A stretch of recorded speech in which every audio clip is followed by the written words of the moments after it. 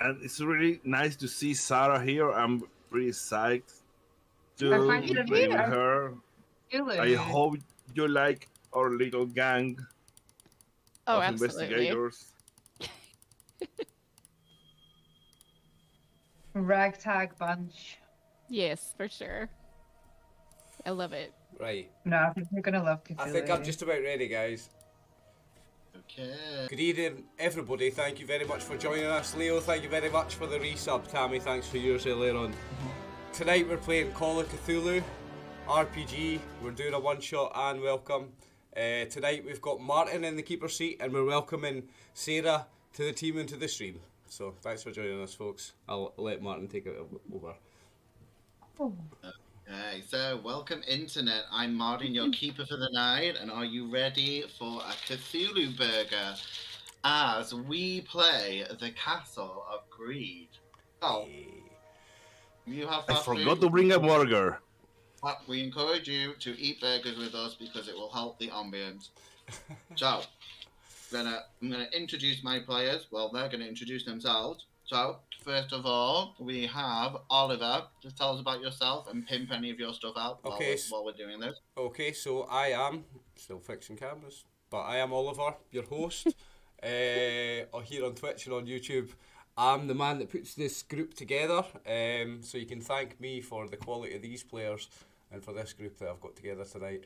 I am a very keen Call of Cthulhu player that's only been playing for about a year. But I'm a long-term RPG player, and Call of Cthulhu is my new favourite thing, and it's a pleasure to play it with all these guys. You'll recognise all of them from having played with them before, apart from Sarah, and I really want to welcome Sarah to the stream and to the game. It's going to be so much fun. And Ryan, what is your favourite fast food? My favourite fast food is, I think, Domino's Pizza, mate. I think Domino's Pizza. No, I don't know. Yeah.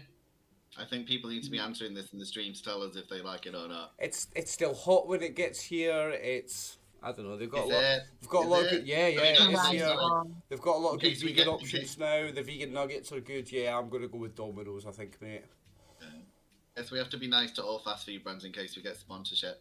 Exactly. So, okay, we'll move on to Tammy. Pimp yourself out a bit and tell us something, and then you get to tell us what food you like to eat. So I am playing Vina, not. No, just tell us about you. This is all about you. I can't.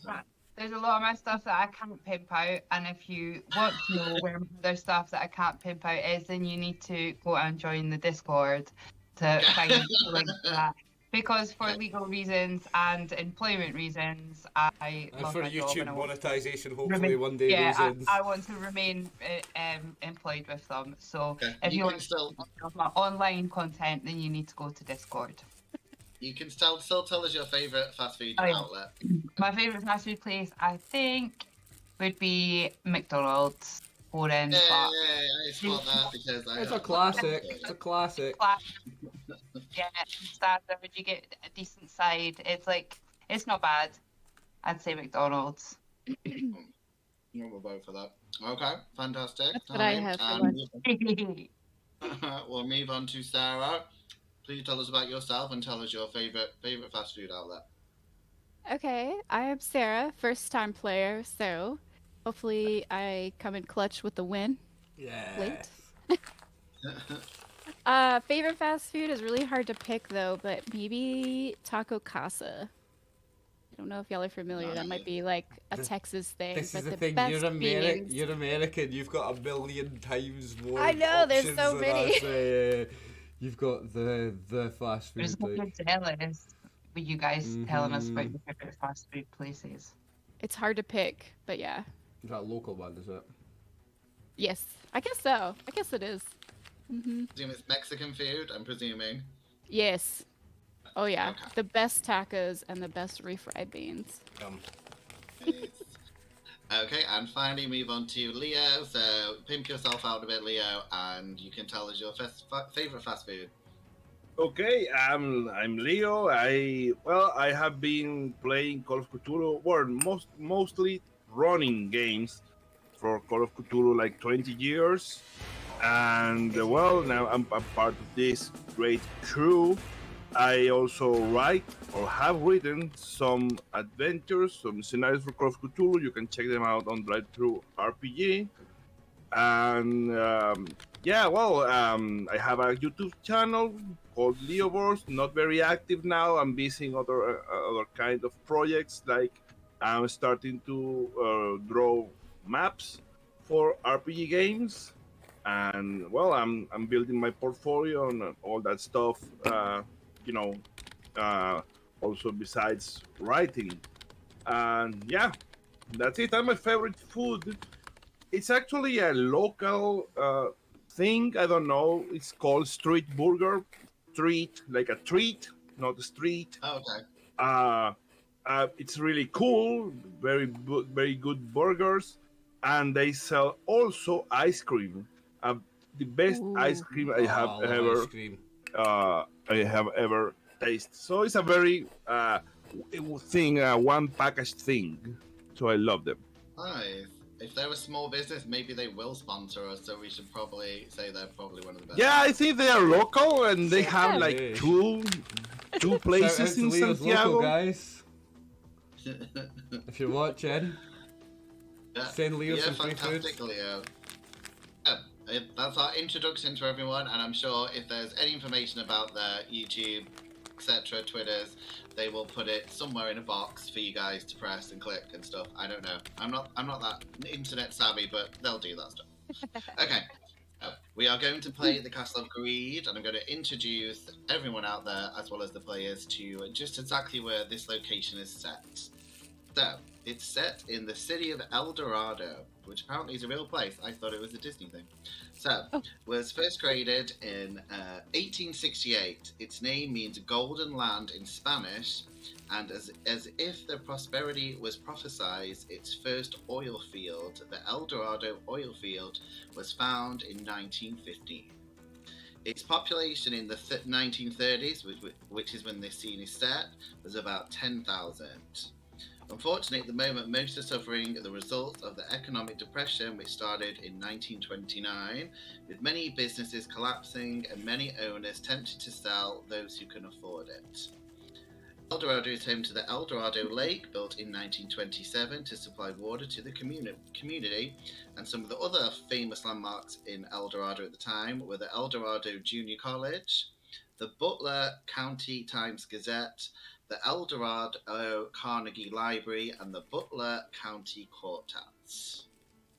And, as our players are going to find out very soon, they've been invited to a brand new fast food restaurant called Burger Castle.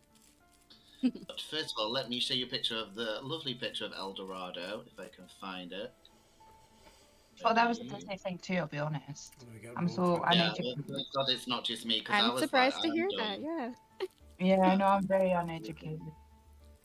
Remember a show in the 80s or 90s called El Dorado? We were talking with another one of our American friends earlier because I didn't know that Alaska was part of America until the Simpsons movie. But see, you get to learn stuff from anywhere. So hopefully you can all see this lovely picture of El Dorado. A very beautiful picture. So this is where you guys are all situated at the moment for different reasons. Where's my Roll20 went? I found it. As I was getting on to, so you are all arriving at a new restaurant-ish called Burger Castle, and it's the first restaurant to ever sell hamburgers, and it was founded in 1921 by Eddie Irving and William Andrews. During the first few decades of the 20th century, the hamburger was considered to be an unhealthy, dangerous food likened to consuming arsenic by some. Yum. Nice. Right. So to counter the perception, Burger Castle did its utmost to prove to its customers their commitment to hygiene. The building tier was porcelain white and sparkling clean. The cleanliness standards for employees were very strict, and the kitchen was placed in view of the customers to demonstrate their high quality of food and hygiene.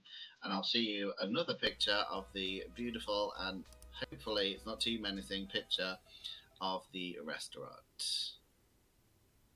So here you go. This is the lovely Burger Castle. I've got Inception on it because it's the background on my stream and it's the background on Roll20, and then I've got it as the picture, so it's 1, 2, 3. It's like a mirror thing, but yeah. So you guys know roughly where you guys are headed today. So we will move on to introduce everyone in just a moment. We've all been invited to a meeting with the oil baron and entrepreneur Sam Madison with regards to his wife by his secretary Wendy Levine, who is actually going to be played by Sarah. So she got in contact with everyone else here. She offered you a significant amount of money for your services. So far, you've been told that Sam's wife has been having emotional outbursts and hysteric episodes, claiming to see things. She would reportedly distracting him from his business, and he would like it sorted. Money is no object, and you just have to get it done this weekend by the latest of Sunday morning. Before seeing his wife, Anna, at his house, he's invited you to a local burger restaurant called Burger Castle to discuss your plan of action and hear your thoughts over some sliders. You are to be there at 7 p.m. sharp on Friday, the 16th of December, and after his usual daily business is complete. So, at this point, I'm going to let you guys all introduce your characters. So, Sarah, you will be... I'm going to say, are you okay to go first, Sarah? Because you're going to be the ones greeting everyone. Are you happy to introduce your character at the door to everyone on the internet? Okay. I will do my best. And tell us what you're wearing as well. So you want to know how you look, what clothes you got on, and a little bit of background stuff about Wendy. Hello, motherfucker. Okay, perfect. So Wendy is the personal assistant of Sam. And I guess my adopted mother is friends with Sam's wife, so that's how we got synced up. And in true secretary fashion of the 30s, I guess I would be wearing like a tweed skirt and a nice button-up, a nice little button-up. And I'm very upset all the time because my skirt doesn't have pockets. Why can't we just have pockets? Equal rights for pockets. That is not something that we have at the moment, yes. But yeah, fantastic. So everyone, this is Wendy, as I will be now trying to refer her to. I'm going to think that probably, let's say, I think the Reverend will probably turn up next. I reckon he'd probably be on time. So Reverend, do you want to introduce your character and tell us how he looks as he approaches Wendy? Okay, I'm playing Reverend Ernest Colbert. He's a quite young Reverend. He's in his 30s. He has a big smile. He's quite charming. He's loved in the town, in Dorado. And he's always trying to impress people, the men and the women of town, and of course in a very priestly way. And he when he heard that Anna, because Sam and Anna are part of his flock, he has seen them quite frequently at church. When he heard that Anna needed spiritual help, of course he went. He answered the call. Of course, it's not about the money. I don't think he's charging for this, although a good donation to the church would be nice. But it's not about the money. It's about helping a poor woman find Jesus again. Very nice. Yep. So you arrive to meet lovely Wendy at the door. And next, I think we'll go with Oliver. Do you want to introduce your character as she arrives? Okay, hello, sweeties. I'm Christina. No, I can't do accents. So Christina's a very young spiritualist or occultist. So she is like 24. So she looks like a young Stevie Nicks, I guess, in like a long flowing velvet dress and lots of bangles and like very long flowing jewellery, like the 1930s version of a hippie, I suppose. Whatever the closest vision of that is. she's like, "Hey, sweeties, I'm Christina Hardy. I'm a spiritualist. I'm gonna make sure Anna is gonna be okay. Don't worry, don't worry, sweethearts, sweeties." Let's all have bets how long his accent lasts. 3 minutes. I'll be back to dwarf in a minute. Finally, we'll come to to Tammy. So how does your lady arrive and look like for us? So my lady is Vina McDonald. I am in my 60s, as close as you are getting to my age, because it's rude to ask.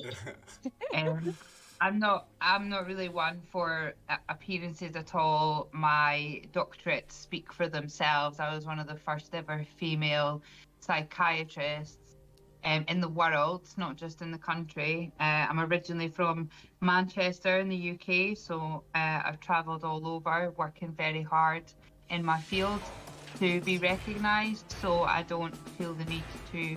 I would just be dowdy with like a long dress skirt and probably some sort of dowdy, very old looking cardigan, hair in a bun, little wee old women. But Sam got in touch with me because his wife seems to have some sort of mental illness or is in some kind of mania. So he offered me a lot of money. I'm partly retired now, but it was too much money to turn down. So so we're covering another aspect of the poor lady's issues, aren't we? And yeah, so you all arrive, and I presume introduce yourselves very briefly before Wendy is probably going to be looking at her, and that voice keeps happening. And Sarah, Wendy is, I'm sure, looking at her watch, a little bit worried about her boss who's inside, and obviously walks you guys all inside to the restaurant. You take a brief moment to look at the exterior of this small restaurant before you enter. And Burger Castle is indeed shaped like a castle. Its white brick walls are decorated with proud advertisements of their low prices. Only 5 cents a hamburger, grab them by the bag. Enter the space inside, and it looks deceptively large compared to the relatively small exterior. Walls and floors are made of white porcelain and look sparkly clean. There are several little tables with stools dotted around, a few larger booths, and in the distance you can see a window leading to the kitchen. Even from where you stand by the front door, you have a view of a couple of line cooks cooking meat patties and chopped onions on a large grill. It smells fatty and delicious. And Andy, obviously, you see her just quickly whispering to a larger gentleman, and she explains that this is Sam Madison, and he seems to be sitting in one of the larger booths, talking to 2 businessmen, 2 men in business attire, even. While the booth is significantly larger than the stalls, he looks quite uncomfortable in this seemingly insufficient space. He squeezes out as he sees the investigators walk in, and he greets you guys with authority and urgency, and quickly introduces them to each of the guys, and that they are the founders of Burger Castle, Mr. Eddie Irving and Mr. William Andrews. He explains that he recently purchased Burger Castle, and they were just here for the handover, and they just look at you and smile, but then they do actually take their leave from you guys. Okay. But yeah, he's kind of a sweaty looking man. I will show you a picture of him because it's probably the same. But yeah, you can tell this guy looks like he's been eating some of the burgers a bit too much, and kind of has like a little bit. Nice. A little bit of that type of sweat that you get maybe when you've eaten too much. Yeah. I kind of understand. If I had a burger place, I would eat it fatter. So yeah, I do love me a burger. See this man, so yeah, you can tell that he's lacking the difference between like a chin and a neck situation. Yeah, you do see this gentleman. Not many potatoes rolled off his plate, as they say. Cheery. I was very cheery. Yes, cheery, jolly. Jolly like Santa, yeah. Jolly like Santa, but no bitch. But yeah, he ushers you guys to to come and sit down with him, and you all manage to squeeze on, and he claps his hand and orders stacks of 5 sliders for each of you. As you guys are sitting down, and he says, he greets you all and says, as I briefly mentioned in our previous conversation, wife's unwell, and when she's unwell, I'm unhappy. She kept me up at night nagging about my recent purchase of this wonderful chain of restaurants. She's talking nonsense about wild dogs and black men, telling her I'm going to die or something like that. As this is happening, a sack of slivers arrives in front of him, and he puts an entire one in his mouth, which I am not going to entirely do because I'll probably die on camera, but... Hey! No, okay. And he said, I thought to myself, if you can help her, then I don't know who can. Do whatever you need, what she asks, what she doesn't ask, as long as it doesn't interfere with my business. And she stops trying to tell me what to do. She's at home now waiting for you. And your guest rooms are also ready for the weekend. I have some more business to attend here in the meantime. He stays and glances back down at his burger, and he asks you what your plan is. So... free to role play with Mr. Sam Madison. Well, sweetheart, as you know, your wife asked for me. I'm here to make sure the honey's gonna be okay. Don't worry, Sam. Don't worry. I'm sure this is something. This is a disease of the spirit. I'm sure I can reach to her and help her way back to Jesus, and he will help her in, dispelling these nightmares and this nonsense, and all will be back to normal. The nonsense is this Jesus talk. My goodness. In my many decades of practice with mental illness and the mind and diseases of the mind, we are more than sure there is a mental illness that she is suffering from. So while we appreciate that you're probably here for moral support, Reverend, and the same with you, sweetness, but yeah, honey. just leaving it to us qualified people. So Sam, I've gathered the best. We're all in good hands here. And he looks at Wendy and he's like, well, your job is on the line, so yes. Obviously he looks at Oliver and he's like, he's sure that either spiritually, mentally, or with some form of voodoo that you can help his wife. He doesn't really care, but as long as you can do this. And just so you know, I'm not being a fat bastard. In the note, it actually says he should be eating a burger, so it's like method acting. Oh, like, I love it, mate. I love it. We are at a burger joint. I'm a big fan. I would ask I would ask through like a very full mouth as well. Be like, I don't understand. Yeah, me too, actually. Yeah. Starting as here is this is the strangest place I've taken a business meeting in my life. Grease dripping it's down my chin. To you guys, it's one of the first burger joints, so it's strange. How's the burger? I don't mind the place. The Lord works in mysterious ways. You never know where are you going to find him. How are the burgers? Even in a burger joint. Like, how is it? It's just more efficient to have a working lunch. And he is looking at you guys now. Are you guys eating the burgers? Yeah. Burgers in front of you. I'm asking, is it good? Like, out of 10, how good is the burger? Asking him how good his burger is? No, like, for me, how good do I think it is? Like, is it like a 9 out of 10? Is it the best burger ever? Excellent burger joint. It's pretty good. it's clean. It's one of the first burgers in the world, I guess. So, out of 10, man. I want numbers. Yeah. I want numbers. Out of 10. You're making me hungry, guys. 6.5, 7. But yeah, I'm going to say, I want you all to roll your first roll of tonight, so all roll me a look roll and tell me who gets the lowest look score. Okay. I got 50. I'm at 60. I failed. 69! You guys know Okay, let's do it. No, it's not good, but 69. A failure too.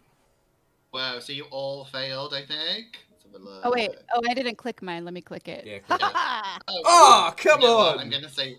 Go on, Wendy. I think Wendy's probably used to how Sam acts, but the rest of you do actually, as you're.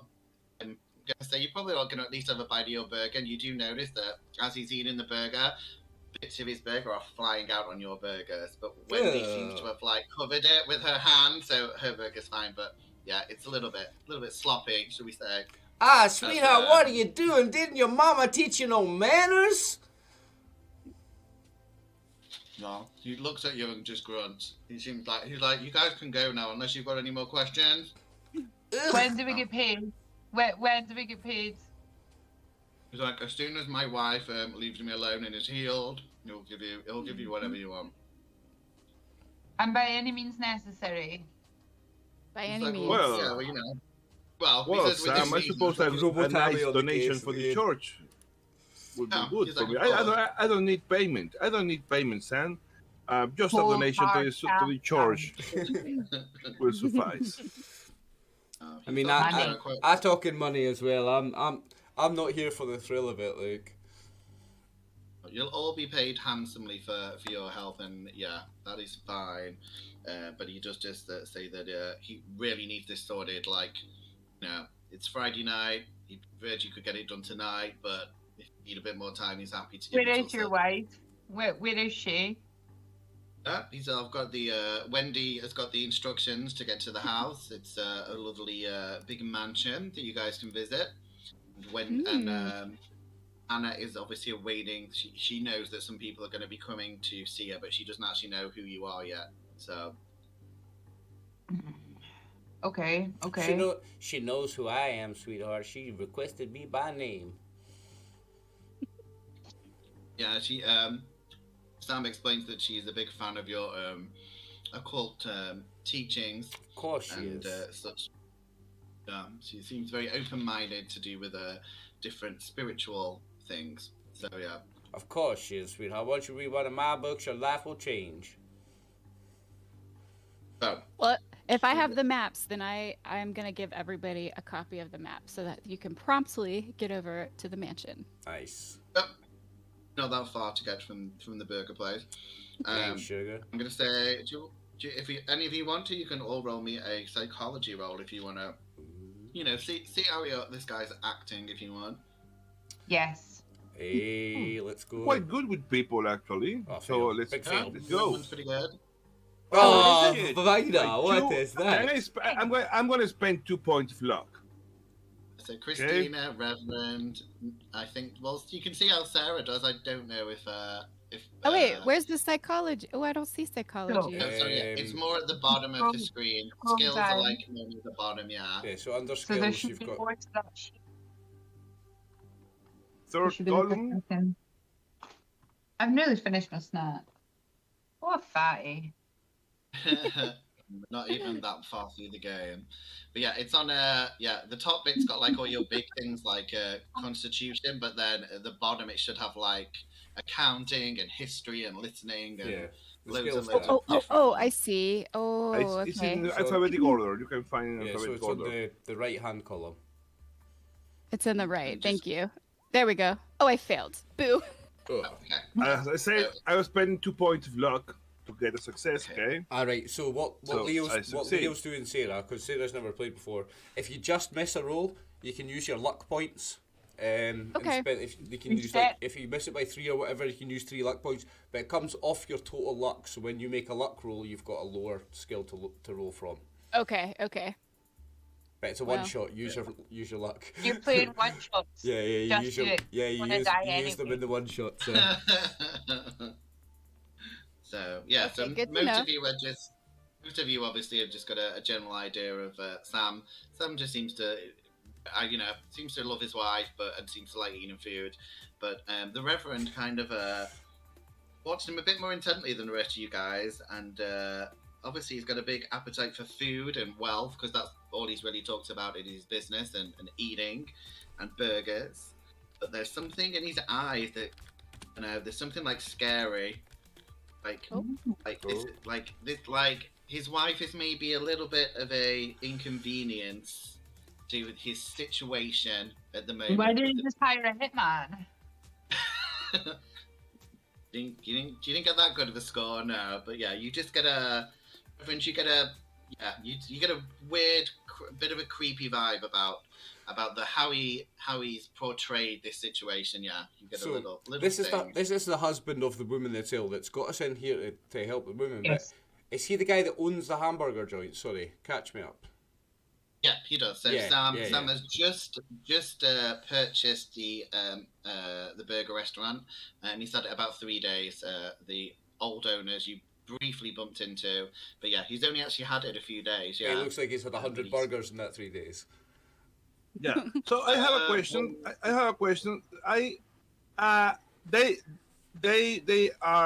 They go to the church that I manage. They go to my church. They frequently go, or did I stop going to church at some point, or they're still going? I think they more like just go on a Sunday. So you were familiar with them, vaguely talk to them a bit, but you don't know them super well. But yeah, they're kind of they come to your congregation a bit. So yeah, you're familiar enough with them. Yeah. So they haven't stopped going Sundays. They go at least on Sundays, okay? So they still go. They still go on Sundays, to your sermon. So yeah, but apart from that, yeah. Could I say I have spoken to them, briefly? Do they give me the vibe of a happy couple or just a regular couple, or it's not quite normal the way this guy's talking about his wife? Or it's, I don't know. It's something I can tell. Another question next. Yeah, that's cool. So for now, you've never noticed anything more unusual, but then you've not had more than say, 5-minute conversations with them on like a Sunday, where you greet them and stuff. So yeah, you don't actually know. This is the longest you've actually spent with Sam face to face. So yeah. Okay, so well, I see him acting, like. In a creepy way and eating eating in a really creepy way. So I just put a hand on his shoulder and say, Sam, my son, remember, gluttony is a sin. You should. I'm sure they are very good, your burgers, but calm down, man. And he looks you dead in the eye with burger dripping down his face and say, and he's like, but being poor makes you hungry, and then he just keeps eating more burgers in front of you. Okay. Nice. Okay, this is weird. Okay. Very quick question then. So, Anna's a fan of mine, right? So I guess I'm a writer or on the radio. I don't even know. I'm not sure for how well they are advanced at this time, so I'm going to say books probably. Just to make it either way, right? Yeah, so she knows me, but. Do I know her? Like, has she wrote me fan letters or something? I'm going to say no, you don't know her, but she knows of your works and stuff and is a fan. But yeah, you've not actually met her. Do I know that she... But I know that she knows of me previously, like she's wrote me letters and stuff, I've just not responded, or... No, her husband's rich as fuck. He's paying for you because she's a fan. I'll say that she, because of some of the things that she said, she requested you to. If someone was going to come and help her, she's like actually chose you to come. Okay. As opposed to everyone else, they asked to come by Sam. So you're the only one that she's vaguely like said anything about coming, but she's obviously not. Christina Hardy, honey. You are the famous Christina. The famous. So Anna knows she's kind of acting strange too, huh? Yeah. So I guess out of everyone, Wendy would know that Anna seems to have gone. You've only been working there a month, and you've been very busy with Sam, getting stuff ready. So you only have a passing history of Anna, but yeah, you have noticed that, especially the last week, she's been acting very strange and seems very tired. Yeah. Anyone else? Any questions for Big Sam, as we'll call him from now on? Nah, well, I didn't know my psychology, so I didn't catch on that it was weird. So no. Do you consent to her being What the fuck is that? Ghosts, maybe. Please tell me other people can hear that. Yeah, I heard that. Don't worry. Oh my god! Don't. I freak out so bad when we start playing these games. That was creepy. So. I mean, I'm not that smart. Just about to ask if he was okay with his wife being admitted to an asylum, but does he consent? What's that noise again? What is Someone that? hates you. Someone's trying to communicate with you. Where's that coming from? Okay, it's a mess. It's my I just was double checking there because You Googled don't. Fuck Don't. knows what that is. I've got the last couple of nights and it's just been playing white noise, just randomly in the middle of the night when I get up, it's playing white noise. Okay. That's creepy. But I'm going to ask again about does he consent to his wife being admitted to an asylum if it's medically deemed that she's insane. Well, he says he's kind of paying you guys to make sure she's not insane but healed. So yeah, but if she is insane, the only way if she's insane, the only way to get rid of that problem is to put her in an asylum. Yeah, he says he'll agree to it once you guys have all had a go at trying to help her out. Yeah, but he would. Okay. Yeah, he will concede with them. How does he feel about lobotomies? He's not a clue what that is. I mean, he's just busy drooling with a burger out of his mouth as you even say it. So. Okay. I'll take that as a yes. Take that as a solid yes. Okay. So. I would make a couple of little notes inside my notebook. Just a couple of little. Oh, I mean, again, you've got look in your. I think you've all got about 2 objects. I think the doctor. You do have a medical bag, actually, doctor. I think. Yeah. I've got my medical bag and where was it? I've seen it already. What have I got? I couldn't get that to open. What have I got, Martin? I'll write it down. My therapist's notebook and my medical bag. Perfect. Yeah, I'm not sure what but yeah, you've all got about 2 things. They're not. I'd say the doctor's gun, no way. Couldn't give me a gun, Martin. Let me try my character sheet. Someone has a gun if they choose to tell you that they have a gun. I just told everybody I don't have one. I got a medical bag though. I will scalpel you up. You do have good some stuff in there. You only have one. I know how to make a shiv. But remember, you're a psychiatrist. You'd only have a psychiatrist type paraphernalia, so you wouldn't have scalpers. But it doesn't specify that. It just says medical bag. I would have syringes of stuff to knock you out. What knocks you out in them days? Yeah. That's correct. I would say you probably would. Yeah. I'll stab you up instead. Yes, you would have some syringes, I would imagine. But yeah, so what is your guys' plan? Because Sam is basically starting to get out of the seat at this point to go and get some more burgers from the kitchen. I think I'd like to go see the patient. So would I. Would be a good. I gave you all directions, so we should be able to meet up soon. Any idea what my equipment is, Martin? Because I can't open that sheet. It won't open for me. Do you know, I find it's slightly strange that you're not coming with us, that none of us have met this woman. And she's in a distressed state, but you're going to allow us to go in and see her. Oh my god, that's creeping me out. Is it Roll20 maybe? Nah, because it's coming to my phone. Has everyone switched their sound off on Roll20? Yeah, I'm there, yeah. That's scary, man. Tommy's been haunted already. Extra scary already. Yeah. So yeah, I mean, and I'm presuming that one of you has a car. Out of all of you, I don't know how you all got here, but I would imagine one of you would have a car. Let me check my credit rating. I guess I have a car to get around the town, suppose. Yeah. So we'll say expecting professionals like us to be walking or having to catch what would have taxi cars in them days. Someone would be driving us there. Maybe Sam's got a nice car with a driver for us. Yes. Sam is gone. Sam is already. Burger back. cooks for some more burgers. But I would imagine at least the Reverend would have it, or possibly the psychiatrist would have a car. I have a car. I offer a ride to anyone who can go. Yeah. Who wants to go to the together? house. Yeah, we'll take a ride. Yeah, we should travel together. Okay. So you guys are free to have a brief chat in the car if you have anything to discuss between yourselves. It'll probably take you about 15 minutes to get to the Madison home, and I'll find you a lovely picture of it. Hopefully. I'm driving then. It looks like That you're car. driving, right? It's a bit stuffy in there, but there we go.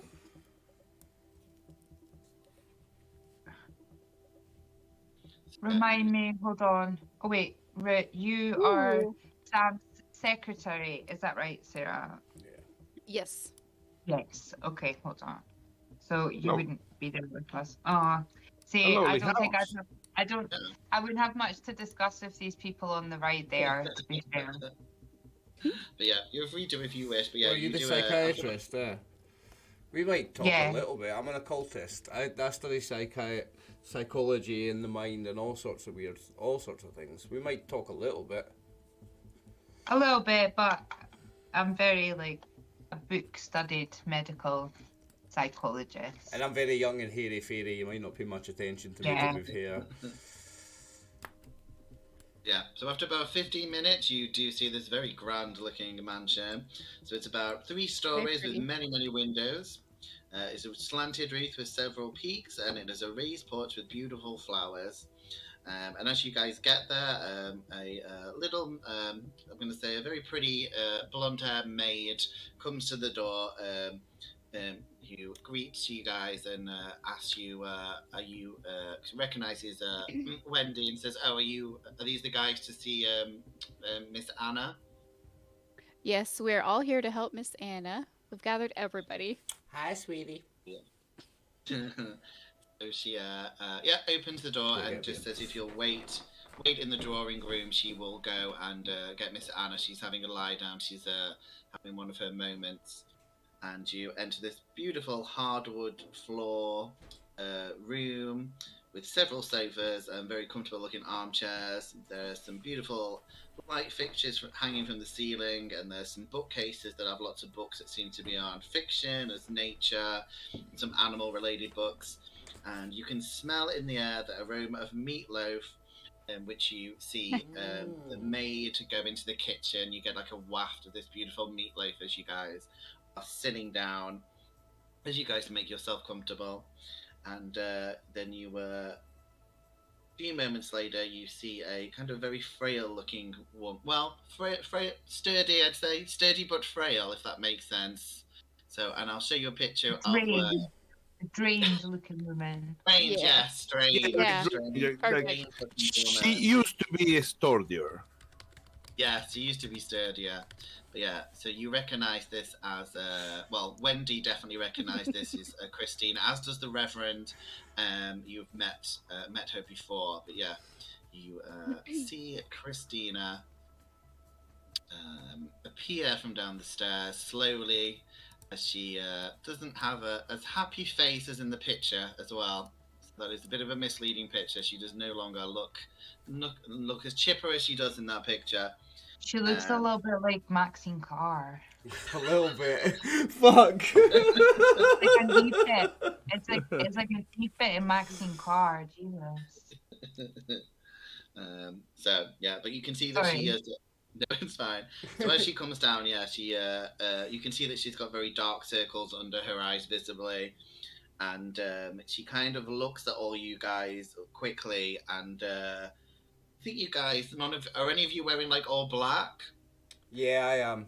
Yeah, me. I'm dressed in priest clothes. I'm black All velvet, black velvet, and black jewelry, Yeah. and black occultist mad shit. Yeah. So yeah, she kind of sees Wendy and the doctor, and looks at them normally, but as she sees the Reverend and the occultist, she kind of backs away up the stairs a bit and kind of walks with her back to the stairwell, and seems a little bit scared of you guys a bit. Like the It's noise. okay, when it's Wendy. It's okay. It's okay. We're all here to help you. One quick question. So, you just told us that his husband has purchased this burger joint 3 days ago. What day is today? Today is Friday.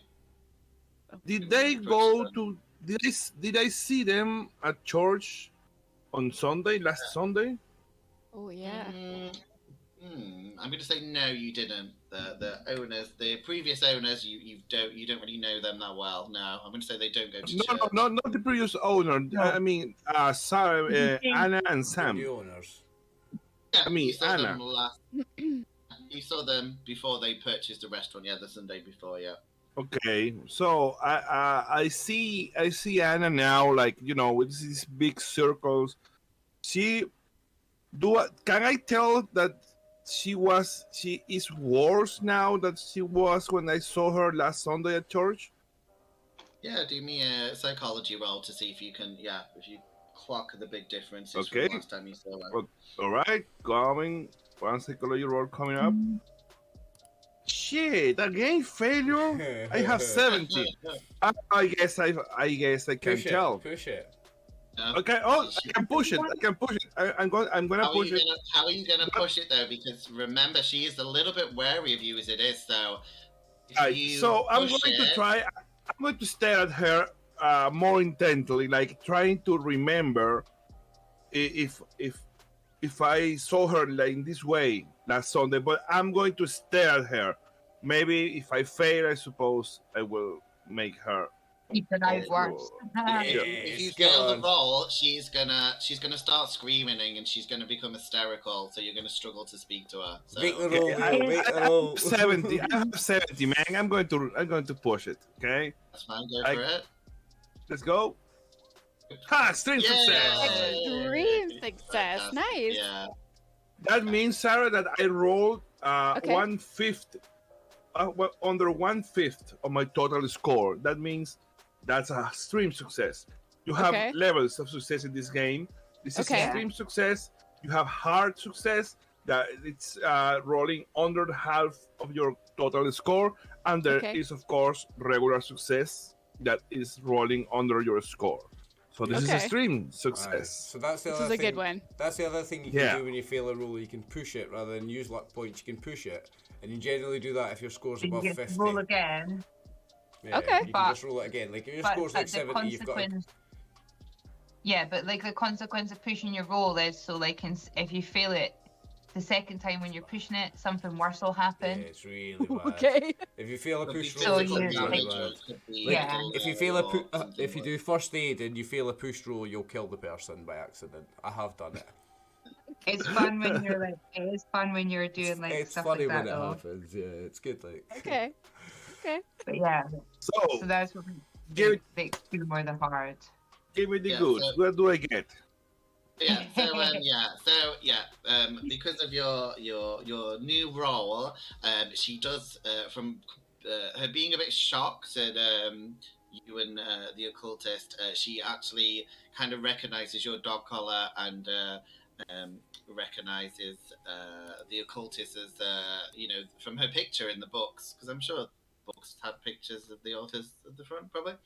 So she actually seems to calm down with you explaining who you are, and you do realize that she looks awful. Last time you saw her, she seemed quite happy. She was telling you about some of the work that she was doing at the reservoir of the lake, and just small talk, but she seemed quite happy, and now she was struggling to look you in the eyes and stuff. So there's a huge difference from a week ago.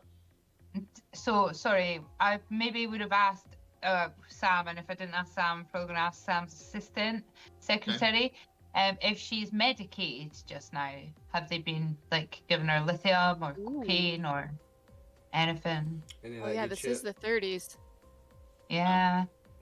Ooh, that's a good question. Wendy would not know that much about, unfortunately, Anna. That would be too private. Yeah. Can I make a roll on my psychoanalysis just to see if I can tell if it looks like it's due to medication, if it looks like it's due to an illness, if it looks like it's due to something mental. I'm going to say for that, you can either do psychology or you could do medicine. Psychoanalysis is would be to calm her down. But yeah, so you can choose which one of those you'd like. Psychology, which I guess would be high for you. Hold on. I'm going to see what's higher. 1 second. Because I've got my scroller and my mouse doesn't work. Yeah, no worries. But yeah, I think you might have some medical. I'm not sure if you're behind. I think you do have a medicine. My medicine's higher. Yeah. I'm going to try. Yeah, I don't know if it's like medicated or not. Yay! Fantastic, yeah. So you actually looking at her, you think she definitely needs the medication. You definitely get the vibe that she the good stuff, like the. Well, she looks like I'd say with that you got a reasonable role in that you're a doctor, so yeah, She looks like she's not been sleeping for days, so you would, if you were her doctor, you'd be prescribing her like a sleeping medication. That's why she seems a little bit spaced out, and the way she's walking and stuff. Yeah, she looks wild. Sweet. Okay. Yeah, so she does calm down, and she approaches all of you and sits in the saloon of her home with you guys, and she kind of motions to maid, who I don't think I gave a name to, so I'm going to call her Tina. So she motions to Tina, and Tina asks you guys if you'd like something to drink, and also, if you'd like any of the meatloaf as well. Tina, honey, I would love a lemonade. Just water for me, child. Yep. But, well, if you are offering a bit of that meatloaf, I'm not going to say no. That wonderful smell. That meatloaf does smell beautiful. I would have a little slice of that too, darling. She's very happy. Very happy I'll take a sweet tea if there's a sweet tea, but I'll pass on the meatloaf, thanks. Your husband fulfilled my appetite, shall we say, when we were eating with him at the burger place. I'll pass on the food, but I'll take a sweet tea, thanks. Yes, sweet tea. Sweet tea as well. If I could trouble you for a lemonade, sweetheart, that would be just beautiful. Yeah, she's fine. So she comes back with small portions of meatloaf for the ones who want it, and your sweet teas and lemonades for the rest of you. As nice. Wendy is kind of looking at you guys, and just she seems from when the shock of her seeing you, she actually seems quite pleasant. She keeps looking around and over her shoulder, but she's like asking you guys, like, did you have something nice to eat at the restaurant? And I hope did you have a nice journey here? And she seems to be being very polite to you guys. Sweetie, I lost my appetite there. I wasn't so hungry back at the restaurant. I don't know what it was. I just make eyes before. I'd be like, me too. I'd be like, don't worry though. My name's Bina. I'm a doctor, and I'm here. And you're very fond of this lady here, I believe. And this is your reverend, obviously. And we're just here because your husband's worried that you've not been yourself of late. That you've not been feeling very well. That you're just a little bit off, so we're just here to as I say, I'm a doctor. This lady's here to help with your energy. That's right, sugar. You know who I am. Yeah, and I must say now I'm a bit worried about you, and you don't look so well now. You were so happy and just chipper last Sunday. I saw you, so I heard what Sam told us, but now I'm concerned about your child. I want to help you. I was told you're having nightmares. Is that right? Nightmares is the reason you can't sleep. She says, yeah, she's been having bad dreams, and I'm gonna say you're gonna need to do a persuasion or charm roll if you're trying to. Yeah, she's still a bit guarded about you guys. Yeah, I will say. I can be quite charming, as I must say. Let's go. That's fine. Hard success. Nice. Oh, well done. Yeah, so she clasped the Reverend's hand and it was like, you know, thank Jesus you're here. And she says, I've been having these awful visions. And, you know, I told my husband and he just won't listen. I'm worried he's going to die. And something happened since I went to the lake, and no one will listen to me. And she was kind of very quiet and demure, and she seems to be getting very louder. You can tell, Reverend, from when you've met her before, this is unusual for the way the loudness of her voice is a little bit troubling to you. Yo, just okay. Just calm down. We're here to help you. I guess each one of us in his own way, but let the demons out, sugar. Let it out. I've got a little something. I've got a little something in my bag that might be able to help if we need. If you're feeling like I've got something that could help you sleep, but I've got something that might calm you down a little bit just now. I could, if we need to, I'll have a quick look. But try not to get agitated. We need to try and we're here to help you, just to help. But you said something about a lake. Okay, but well, let's start at the beginning. Anna, when did you start having these troubles? Because last time I saw you, you looked pretty okay. Okay, so yeah, I'm going to come back to you, Reverend, but I'm going to say, because of some of the stuff the doctor said, will you roll me a psychoanalysis roll? Because as soon as you said about sleeping, she seemed to get really agitated again, and she's like, I don't want to go to the black place again, please, I can't, and you can see she's losing her breath again. The black? And what did you get? Oh, nice. Nice. Luckily, you can tell me how you do it. You managed to, with some of your mumbo-jumbo psychiatric stuff, you managed to calm her down. You can tell me what you say to her. Jumbo. That's decades worth of education that you would never be able to do. Yes. Mumbo jumbo. You should not underestimate the power of the spirit, the power of God. Speak to me like that, son. She does. No, she does. Yeah, she does calm, and she turns back to the Reverend. Which God is that, Father? Talking to her. Yeah, sorry. So she says, "Continue, Reverend." Yes, she just had one of her moments. Just don't worry. Don't worry. You when did you start having these nightmares? Because nightmares, I mean, recurring dreams. That's something. There is something troubling you. I can tell. When did this start? She says she was at the lake doing some analysis of some of the fish life in the lake, and there was just this blackness and really hard to explain. And she starts like banging her head and saying that she's had to like draw pictures to try and get it out. She just needs it to go away, and luckily, because of the dear doctor, she seems to be a lot calmer and she'll be able to talk to you a bit longer. And she says that she did try and do a few drawings that are upstairs, but she says she's feeling a little bit tired. But she's like, I'm going to say, she looks at Wendy. She said, Wendy, would you go to the bureau upstairs for me? She says, remember, it's it's on the bureau just next to Sam's office upstairs. And she kind of points you to Christina's going to say, do you got any of those drawings? Can I get a look at those, sweetie? Okay, I'll run upstairs and grab the drawings for you. And yeah, we should get. Upstairs. Oh my God! My burger just arrived. It's feedback from someone's wife. I have a burger. Sorry, Christina, were you gonna go with Wendy? We can go grab those pictures upstairs. I'll go with Wendy. I want to see the pictures. I want to see the drawings.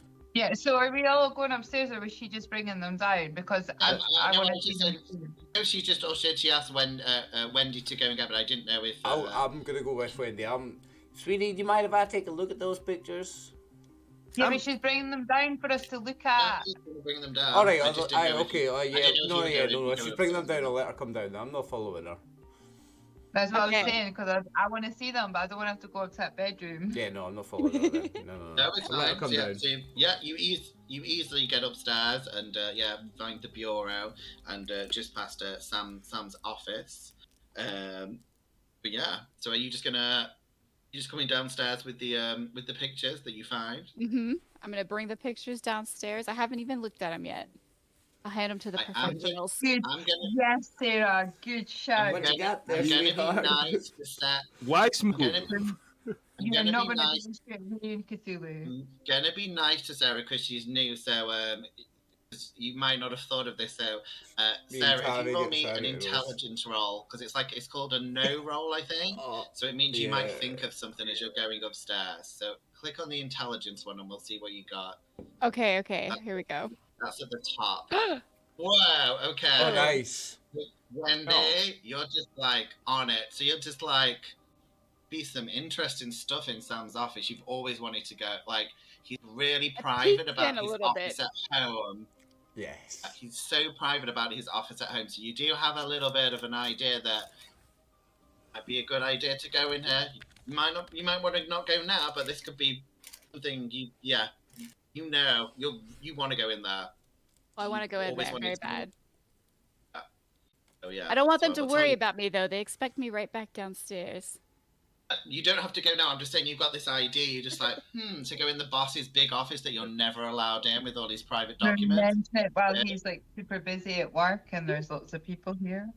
Okay, perfect. And she's his secretary, not hers, right? She's Sam's secretary, yeah. Yes. Yeah. So you've met Anna, but yeah, I'm happy for you to come down. So you do come down with the pictures folded over, and. You see, you are revealed the pictures that poor Anna has been trying to draw. Oh, look at them! Oh. Not if you're going to look at them, you're just going to all close your eyes. I'm looking because I'm waiting to roll 20 to see it. I'm waiting, and I don't want to look because I'm getting creeped out already. Okay, so you find this open sketchbook, and this is she tries to explain. This is the blackness that she's been seeing at the lake. This weird tentacle thing came after her and has been filling her head with all these weird. And a man dead outside a castle. Look. It does look like a castle. Yeah. That's fucked up. And maybe a burger-filled man. Big fat man. So this is that she's showing us these pictures, right? Yeah, she opens her little art book and she shows you this is the things that she's been seeing that she can't get out of her head, and it's just constantly, if she closes her eyes for a second, it's in her head showing her these awful images of her husband, and her voice starts to tremble a bit more. She's not doing well as she reveals the picture, and then and she says, as you probably know, I work at the El Dorado Lake in conservation, and sometimes they stay later in the evening, finishing up paperwork. So she's usually quite tired since, especially since Sam bought that place. He's been having these encounters, and first I hear this like howling, but not like coyotes howl, something different. I yelped once, but of course no one could hear me, and then I saw him, a man wearing a cloak maybe. I couldn't see clearly, perhaps that's what I tell myself. Then she goes silent for a lot longer, a very awkward pause. The truth is, I did see him. I saw him, and I know it makes me sound mad. Maybe I am mad. He smiled at me, a wide-toothy, terrifying grin covered in flames. Like, is that even possible? Everything went dark, and she closes her eyes, and her voice rising as if she's suddenly finding herself back in that place, and she screams, I can't see! And then, like in a dream, I saw the most horrific vision I could ever imagine, and she collapses in her seat, trembling if the air around her has frozen, so she's kind of like a little bit convulsing on the floor, but she's still conscious. She falls. Would I have a ready-made little sedative in my bag? So you do a luck roll to see if you just happen to have it really fast and dandy. I'm rolling a cult in case any of this makes any sense to me or I know anything about this. Logic-wise, I'm going to say that I would, because I know I was coming here. I know she's hysterical. Like, I can't do a lobotomy while I'm there. Fuck off. You can't do anything. Okay. Well, I'll tell you what, because of what you said, I'll say that's a reasonable response, so I'll let you have it as a bonus, so you can roll again to see if it's any higher. That's fair enough, yeah. Yeah, that's super fair, Martin. Thank you. Come on. Come on. Very good, Nice. yeah. So, you already thought she might be needing of some sleep, so I'm going to say that you do indeed have the injection ready. However, if you're going to try and use it on her, you're going to have to do another roll. Brawler. I'm going to have to brawl her, aren't I? Yeah, I'm with her. I'm trying to calm her down. I've been talking to her. Maybe I can try to hold her steady. Yeah. I would kind of look at the Reverend as if to be like he knows that I'm gonna have to do this anyway. I'm happy to help for the bonus dice. I'll pin the bitch down. If you guys are all about it. That's why I was like. If you guys are all gonna hold her down, because there's 3 of you plus the doctor, I'm gonna say all you'll need to do is all roll for luck to see if she hurts you while she's trying to, convulsing a bit. But yeah, you will be able to restrain her. But this is to see if you take any damage. I might have failed. Wendy's failed as well. I failed. Uh-oh. Oh shit. Oh, success. This failed. Oh no, failure. You're the one we want to succeed. Yeah. I'm gonna stick a bit. Everybody else gets a slap in the mouth. If you failed your luck, you just take one hit point of damage as she scratches out at you guys. So yeah. But the doctor, you're fine, and you do indeed manage to. I presume it's an injection. You're not like chloroform, right? You just It's a little jag. I don't know. It wouldn't be in the neck or whatever. I'm not sure what the common sedative of the time would have been. But yeah, I just have a little something just to put her to sleep a little bit. She needs a rest.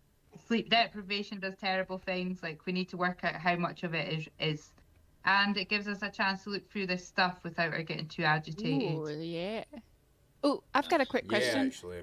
Yeah, go for it. Do I, on my hit points, do I take one off of there? Yeah, click yes, edit mode. Yes. Okay, thank you. Also, which Sarah, does it matter which number?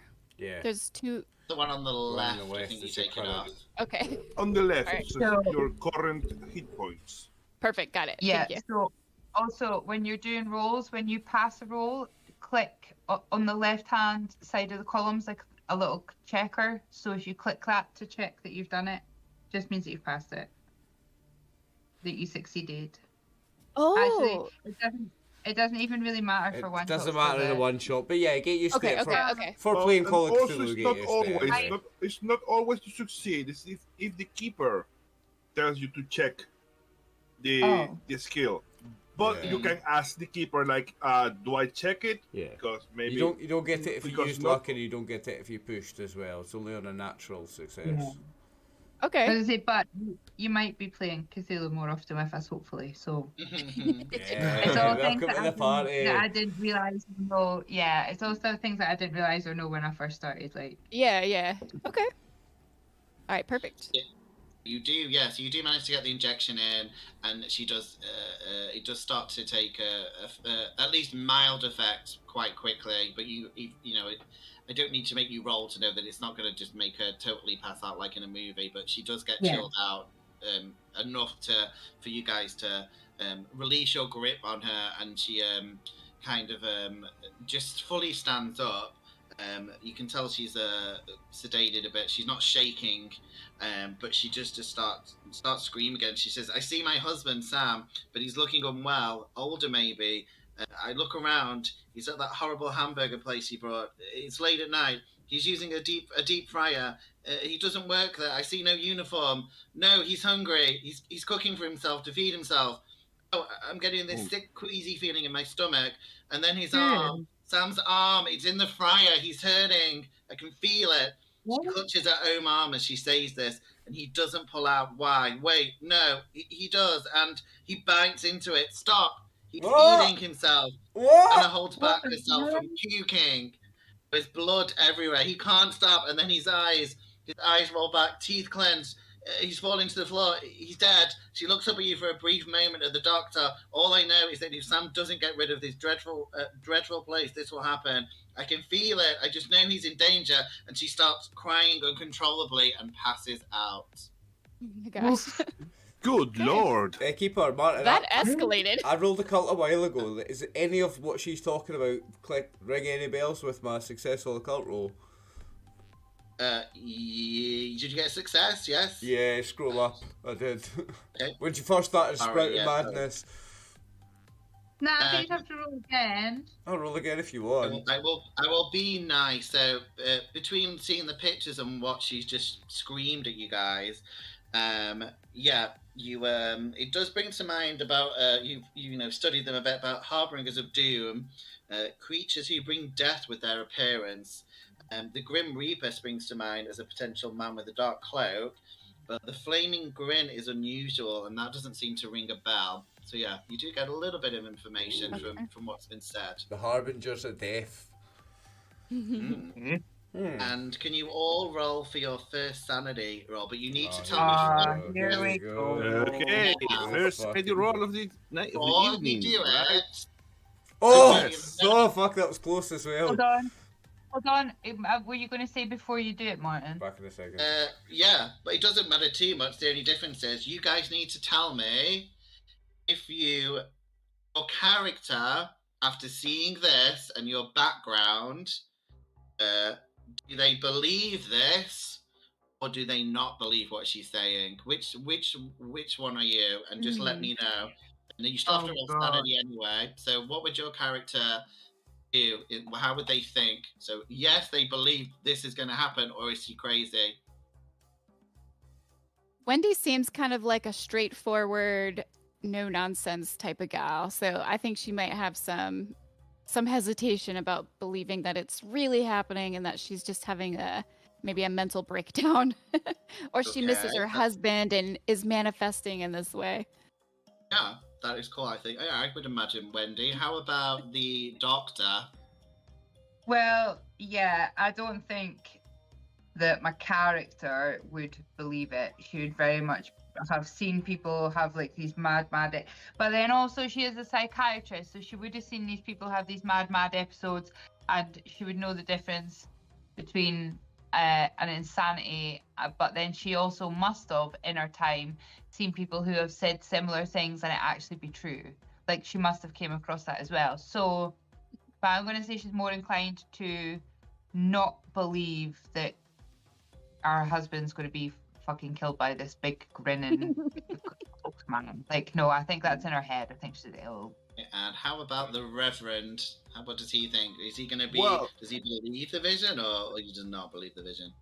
Well, Ernest is a young Reverend, so he's not old-fashioned. He's not like close to the idea that something else. I mean, could be there, but he knows that something is bothering, something is troubling this woman, and well, he's not going to believe that immediately now that she's having a vision of the future.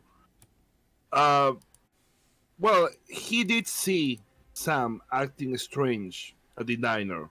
He something scared him by watching Sam eat that way. So I think Ernest he thinks that Anna knows or heard something that it's really disturbing her, like making her believe something awful is going to happen to her husband.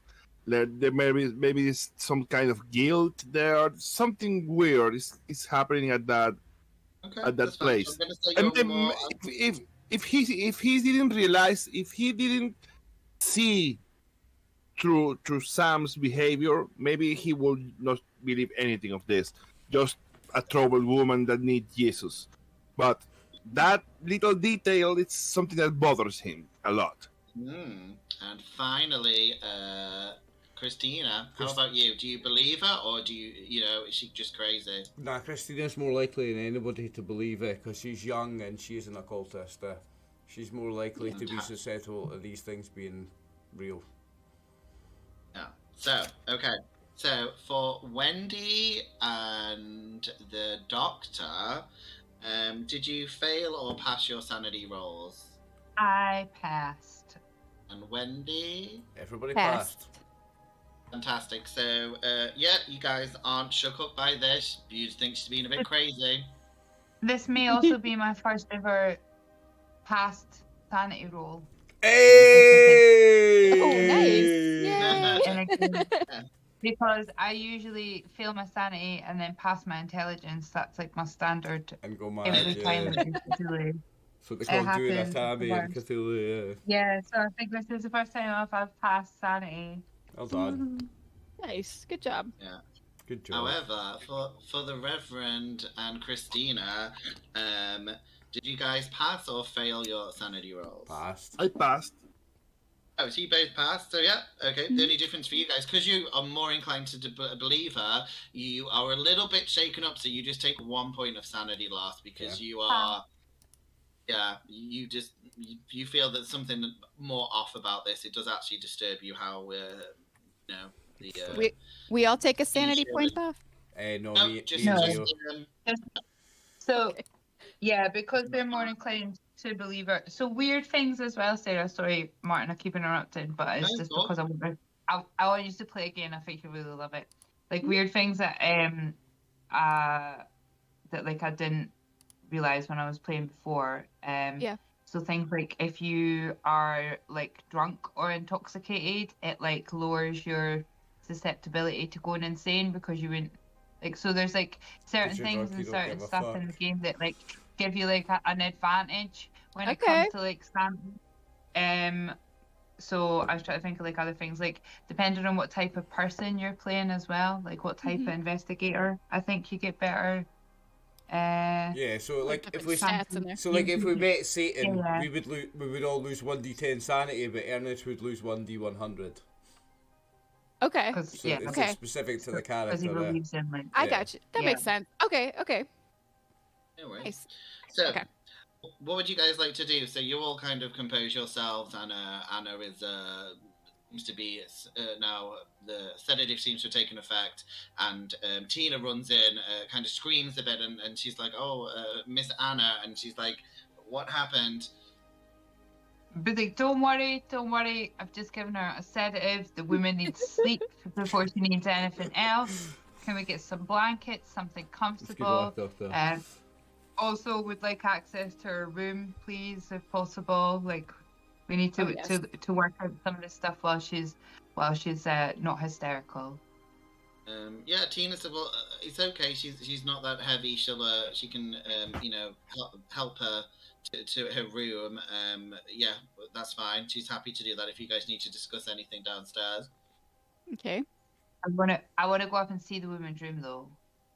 Yeah, you can do. Yeah, we can help Anna up to her room, so we head back upstairs. So we could do that. Oh yes, because I want to get like a little look around her environment. Take a load off for Tina. So if they're doing that, can I speak to Ernest about if he's got any experience with exorcisms and with possessions? Yeah, you can do. Oh.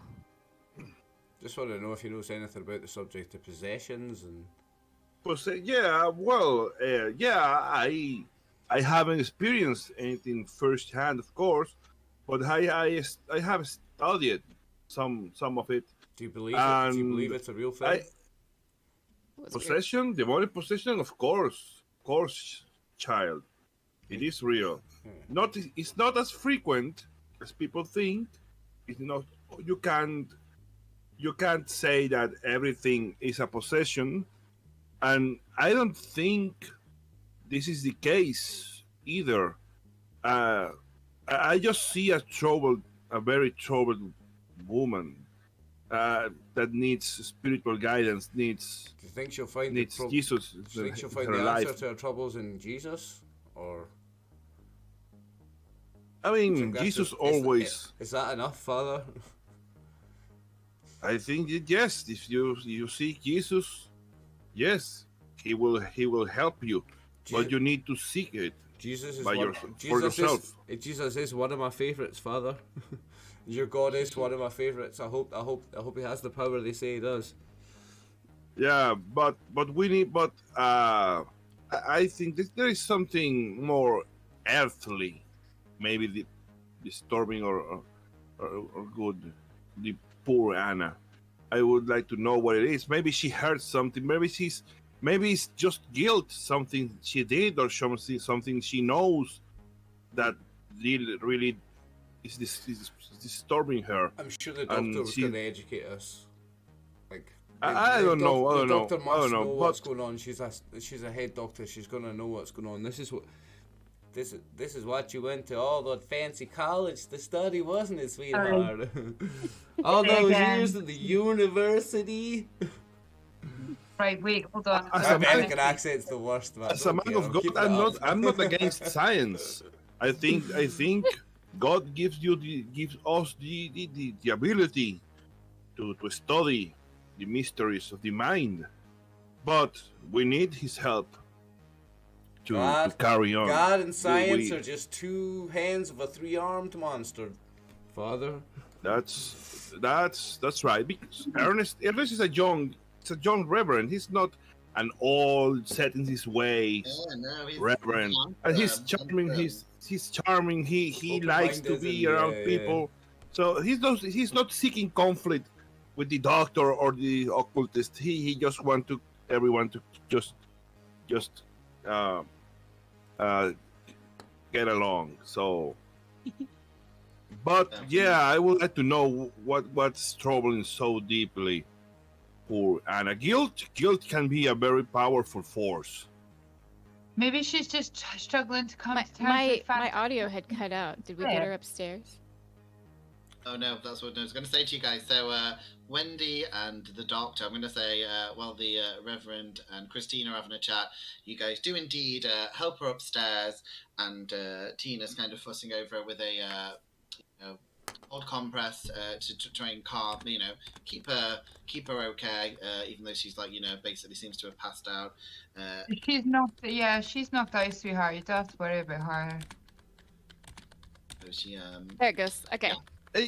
I had a little question because I did miss this, but she told us about she being in the lake when the first time she saw this darkness, right? She did, But did she say when it happened? When this happened in the lake? At the lake? She didn't say, right? She didn't actually give you a date. She just explained some of the work that she did at the lake. She does work there. But yeah, no, she didn't tell you actually exactly the time point. In that case, if I can, while we are just helping her, to her bed, I would like to speak with the maid and try to ask her if she knows when this started. When was the day that Anna was at the lake and she came back with this agitation that she has now? She remembers that day. Yeah, I'll say the maid seems happy to leave with the doctor and Wendy for a little bit as she comes out to maybe get her some water. So yeah, you're free to question the maid a bit about that. She is quite helpful. She says she thinks it was about 3 days ago, like maybe when he'd not been to the when Sam had been to the restaurant. When Sam had gone to sort out the looking around the restaurant to see if he buyed it. Anna was actually working at the river, so yeah, probably the same day, about Wednesday. She'd probably say. Oh, okay, yeah.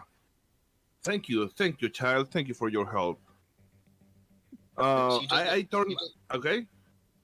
I was going to turn to my companions, whoever is with me, and say, well, Anna was also very very wary of this castle place, this burger place. She drew it. She drew it in the, and she's saying that her husband is going to die at that place. So, and this started the same day that Sam bought the burger place. You know, I'm not a superstitious man. I'm a religious man. I'm not a superstitious man, but I saw something in I didn't tell you this, but I saw something in Sam's eyes back at the burger joint. He was like, the way he was eating through those burgers, it was not normal. Frankly, saw something in his eye that I'm going to be frank. It scared me a bit, and I don't know. I don't know what, if there is a relation at all, but it seems weird that she's having these dreams, these visions, and this all started that day. I don't know. What do you guys think? Are you guys? I'm presuming you guys all together now, so you'd help to Anna I think upstairs. that was just the Reverend and the Doctor together, actually. They took her upstairs. Well, Ooh. so yeah, was it just No, us, it was the Doctor and Wendy. Sorry, I was downstairs talking to the Reverend. It was Vina and Wendy. Sorry, took her upstairs. Oh, okay. Yeah, we're upstairs, I think. With Yeah, her. I was talking And to the priest. the maid had just come out of the room, to get us some water and. Can I like do like a spot hidden around the room just to see if I can see anything unusual, or like if she's got like any other drawings or little notes or anything written about the place? Yeah, you can do. You can just have a quick search because the maid is gone, so you're alone. Oh, nice. Yeah. Very good. Yeah, you see a picture, a nice picture of you recognise Anna straight away, and you recognise a reasonably handsome man. And after looking for a few seconds, you realise it is actually Sam. Obviously, looking a little bit more trimmer than previously, but when you look over the other side of the picture frame, you do spot a key that is stuck behind it, which says office on it. Ooh, yeah, I'm gonna fucking pocket that. Yes, yes. Yeah, I'm gonna discreetly put that in my pocket of my cardigan because my dress and my skirt doesn't have any. Why can't we have pockets? Oh, yeah, but I'm gonna say we're probably gonna take a minute in a few minutes. So, is there anything you guys want to do before we have the break that you think is important? But we will get back to all that. I'd maybe try and catch. Is it Wendy? Mm-hmm. You and Wendy alone in the room. Yeah, catch Wendy's eye and just be like slyly be like, not want to say anything, but be like, and then like put it in my here's pocket. The key. Okay. So I saw you get it. Okay. Yeah. And I'm thinking we should head to the office. I think I'm outside with the maid, and then coming back maybe with Christina with me, maybe coming back towards the room, and we bump into each other with Wendy and Vina.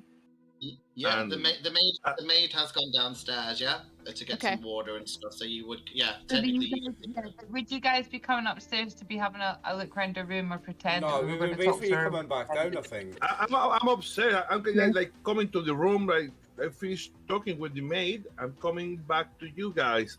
I wanted to ask Wendy that if she thought that if Sam was acting weird these days, because again, the Reverend saw something really weird in Sam's eyes back at the joint, and all this talk about visions and the joint, everything comes back to the burger joint, to that day. So maybe he has done something to Anna. I would agree that the timeline matches up. Like It might be maybe not be onto the same vibe as him, but I would agree that it's worth noting what's happened around those days. Yeah, and I've only been working for him for about a month, but I would say that his eating habits were a little intense than usual. Yeah. Did I see the photo when he looked good, or was that just the guys that went upstairs? Yeah, miss. Actually, I could see like this like unnatural hunger. Like this, it's not just hungry. It's like this kind of greed of unmeasured. It's inhuman. It's not normal. Yeah. That's not normal. I really thought he was going to bite my hand off. Really. Take me off my food. Right, I have to. We take a break now. Yeah, I have to put a kid to bed, so I will be back. I'm just gonna go mute though. So if we say we've got like just over 5 minutes, so if we come back at 10 o'clock UK time, so we've got like 6 minutes, and yeah, we'll be back with everything else. I'll take you right back then. Oh, it was good though. You guys ready to delve back in? Yeah. Oh yes. Sorry, my bad. But I was born ready, sweetheart. I've got a fresh strawberry and cream Dr. Pepper. Let's go. Nice. Wait, I'm gonna get a fresh beer. I missed that. It tastes like eating strawberry ice cream. It's so good. This sounds so good. I think you need to put vodka with that though. Oh yeah, you know, we were trying to figure out what would be good with it because the cream sodas, those are really good with some whiskeys. Oh, I like that because I like the cream soda. Or rum, yeah. Yes. Highly recommend. And rum or something. Oh, get in. I may have to have 3 or 4 beers before I try that. Like. Nah, I'd be straight on it. Nice. It's my birthday next week, so. And I'm kind of hoping that, I know, if any excuse that I can to like make people go out, I will find it. So the weekend after is the reason is going to be because it's my birthday. So perfect. Oh, that's fun. A happy early birthday. Thanks. And fingers crossed they don't make you work at your job because you know how jobs I booked a holiday, mate. Fucking one step ahead. I booked a holiday on my birthday. They still might call you. They'll be like, "Can you just do this?" Switch the phone off. No. Suck it. They can absolutely suck it. Yep. So let me know. We'll be back on. We're ready to go, man. Okay, just so I know. So yeah. Oh, I think we're back, everyone. Okay, so yes, we're back. Just left everyone, and Doctor had found a key, which is not mysterious at all because it has the word office on it. So I'm hoping my players aren't that dumb that they know where this key fits, and it doesn't take 10 minutes of conversation to figure out where the key can go. Surely not, players. Tommy, I'm looking at you. And roleplay. Come on, guys, stop roleplaying. Okay, so I kind of... I look at Vina, I guess, and kind of shake my head over to the office, like, we should go and check that out. Did Christina and Ernest come upstairs yet? Yes, we are coming upstairs. Okay. We bump into you. Right, we need to wait for, oh yeah, no, sorry, you're Christina, my bad. I thought this guy's wife was called Christina. I would just say to them, be like, where's this like assistant woman though in the room with this bird? Have we told her to keep an eye on her? Tina, the maid's gone downstairs to just get some water and stuff. Okay. So at this moment in time, she's not upstairs. That's what I was checking. Sorry, that's what I was checking. I'd be like, guys, I found a key for the office. We should go check this out because I think you're right, Reverend. There's something up with that guy. Yeah, there's something up with Sam. Definitely, there's something up with Sam, and I'm worried about both of them. I mean, that man smelled like burgers and sweat, but he also smelled fishy. You know what I'm talking about? Yeah. You are right. Smells like a You are right, problem. miss. Oh yeah. Are you guys heading the office, which is just a few doors down from Anna's room? For sure. Cause yeah. Making no apologies for the accent. At this moment in time, you think you can hear the maid, like, maybe mooching around the kitchen, doing something at this point in time. Okay. But yeah, you easily open the door and find a very nice classic style office with the green leather furniture and a big desk. You know what I'm doing straight away. Ooh, Yeah, what would you like to do? Bougie. Have a little rifle for his desk and stuff. Okay, Straight over to the good bits. I'm looking at the bookcases. Is there anything interesting? Yeah, I'm thinking. Remember, I'm a What? psychiatrist, so I know how people's minds work. So I would just straight away be like, okay, this guy's a big fat greedy mess. Where would he keep his shit? Yeah, so you kind of look through, and he's seems reasonably organised, and you do find a binder, which has the full details of the Burger Castle transaction, and you do see that it was unexpectedly a large sum of money, though, Doctor, at this point, unless you've got an accountancy as a skill, which you may have, the numbers are kind of confusing, but you just guess that it's a lot of money. But yeah, if anyone's got like an accounting skill, I've got the accounting skill. Go on, the secretary. Can I roll? Can I roll? Yeah. I have 39, but I don't know yours. Okay, you're better than me. Oh. You're not far off though, Sarah. You're not far off. Yeah, you can use your luck points. Well, I have a bit of experience. I have a bit of experience with some accounting. Looking to the accounts to the parish, the donations and things. Not very good, but you should I can help if you want. Take a look, Father. I think Wendy had a little drink earlier on. There you go, Father. Okay, so you can do anything with a little help from Jesus. Yeah, so Wendy, Jesus. Too much for you, but the Reverend does seem to come over and help you. Maybe it was too much sweet tea. Too much sweet tea. Maybe had some brandy in it or something. Nice, Reverend. I think prohibition's ended. I'm not sure. You might be able to drink. You might not be able to drink. Okay. This guy's rich as fuck. We're drinking. Reverend. So yeah,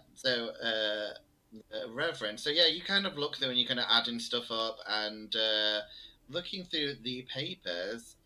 He used his entire inheritance from his dead father to buy this restaurant. And a bit of a risky financial choice from what you've heard of Sam being quite a good businessman. So it just seems very strange, the amount. It was $4,000, which was a lot of money at the time. That's twice as much as my money. Yes. That's lots more. Sorry, I got that wrong. It wasn't 4,000. It was just. It doesn't tell the amount. It just says it was a lot of money. Oh, okay. Okay. Sorry. Yeah. Sorry. But it still is a lot of money. Okay. You got your dramatic effect though. Does it say? Yeah. Does it say who he bought it from? Yeah. Business before the burger place. Yeah. What did he do? We saw those people at the burger place. Yeah. I think it was Eddie and Andrew, I think I said, yeah. Was he? Yeah, he does have their names. He's a business tycoon in general. Eddie and William, sorry, yes. So he does have that information. Sam is an oil baron, did you say? Is an oil... did say. Looking through some of the stuff, his father was an oil baron, yeah. Oh, his father was, okay. Yeah. Okay. He just inherited the family's fortune, okay? He's not inherited yet. He's been trying to. He's just looking through some of the paperwork, and I'll say maybe Anna told you, but it didn't come up. Yeah, his father did die quite recently, and he did inherit some money, which you can see from all this paperwork. Okay. Do we know how? Was his father like famously rich? Yeah, he was an oil baron, so yeah, pretty rich. So this restaurant's like a very small fraction of the money, isn't it? You can't at this point. You don't know how much money he received, but you would imagine it's a reasonable amount because he did buy the burgers restaurant for a lot more than you would value it. Do we know if he bought it however, cash? Oh, okay. But with the doctor's role, you do also find, well, it's quite open. There's after checking through some of the files and all the accounts and stuff, there does seem to be one locked drawer in the desk. Ooh. What? A locked drawer? You've got the Locked key. drawer, yes. One locked drawer. No, that was the key for the office. Was it not? Yeah, That does was it just work for the key to drawer? open- Yeah, the key does not fit in this. The office key doesn't fit in the drawer. No. Let's have a wee look at my skills. Give us a second. Yeah, I'm And like, this- is there a lock picking Dude. skill? Yeah, there It is. is. Lock, yeah, Yes. locksmith. Oh, locksmith. For one, yeah, it starts at 1 for everyone, so you have to train it. Oh, okay. I You was want like, to be my any good. locksmith's not very good. So No, there are the me neither. I'm a man of God. I do not go stealing people things. I just There is- ask for them. There is another option though if none of you have locksmith, which is you could force the drawer Scissors. open with a strength, but the cost of that means I that think I've got that. you could hurt yourself, or you could it could make a lot of noise, and you're aware that Anna is resting. So it will make pretty obvious that someone broke. I've not got any locksmith Yes, skill. it would. So yeah, feel free to do what you wish. You could try locksmith. My strength is not high. Is anyone else stronger than me? My strength is Yeah. at 60. That's pretty good. Mechanical repair is also used sometimes in these cases. So does someone has mechanical repair as a skill? Plus, Wendy, if you've got the 60 strength, plus you are his secretary, you know him a bit more personally. If you accidentally break his drawer, he's not going to take it as badly as if a stranger did. That's true. Okay, let me roll strength and let's see. Plus, his wife's crazy. He's just gonna think it was this. Exactly, yeah, she's not going to know shit. He's not going to know who. Yeah. Yeah, exactly. Okay, I busted it open. I got Come it. on. Hey. Got it. Yeah. So Cool. it That's does, from all that shorthand, okay? Come on, Wendy. Hey, Brendan. You do Whoa. indeed manage to open it. However, you just get a normal. Yeah, you just got a normal success. So you do make a reasonable amount of noise doing it, though. So you're unaware if this has alerted anyone, and obviously the drawer is a little bit broken. So it's you can see that it has been forced open. But you do see, Wendy, that you actually do find the will, and even over just looking at over a few minutes, it does have the exact amount, and this is where the $4,000 comes from, and you see the exact amount that was left to Sam from his father. Oh. However, you do at this point hear the sound of footsteps coming up the stairs, but there seems to be a letter and a large book in the drawer, as well as some keys as well. You need to tell me what you guys are going to do fast, because you can hear. I'm gonna take the keys and put them in my pocket of my cardigan, and then get the fuck out of the room. I'm just going to step outside, like so I'm lost or something. Like I'm going to try and cover up for the other guys. Being a man of the cloth, I'm a very trustworthy fellow. Man. I'm a woman, I'm going to like pretend to pass out or cry or something. What? Get Yeah. rid of yourself. No, I'm joking. It was a sexist joke. Get over it. All right. I'm what do just you guys staring do? at Venus' pockets, jealous. Yeah. So, what are you guys? Are you taking the contents of the drawer? So I'm obviously taking the key- keys. I'm So grabbing the the keys and put them in my pocket. Yeah, the keys and the ladder would be easy to take, as would the will. But obviously the book is reasonably large, so you could take it. But if someone saw you, they could see you had the book. So it's up to you. Yeah, I'm just gonna take the keys in my pocket, unless I can fit the book in my medical bag. I'm going to say that'll be a luck roll because there's no specifics on how big the book is. So I'll say if you roll luck, let's see if it does fit in. Let's see, my luck is shit. That's cool. But did that work? No, my mouse is shit. Sorry. Oh. Just too big, unfortunately. So no, but yeah, the book is there. So what are you guys doing? So you can hear someone is now outside. I step outside. I just step outside, and see who is coming. Who is coming? And I'm just next to the Reverend. I'm following him. I try to cover for the people inside. Yes, I'm going to try to cover for them. I just grabbed the keys and been like, let's get out. Come on. Okay, can I grab the book and like put it behind, like in my waistband under my shirt? Can. So you would. I'm going to say roll me a stealth roll to see if you can hide it. Okay, a stealth roll. Let's go, Wendy. Okay, sorry, I'm not. It takes me a minute to find these. Here we go. Fingers crossed. No, you don't worry. Just no. So I'm going to say you're just pretty bad. You're like keep picking the book up and trying to shove it down the back of your pants. You're wishing you had this ginormous pocket. Yeah,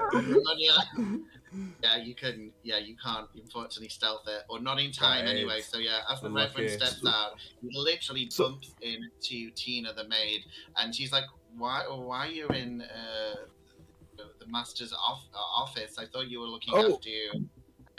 We sorry, child.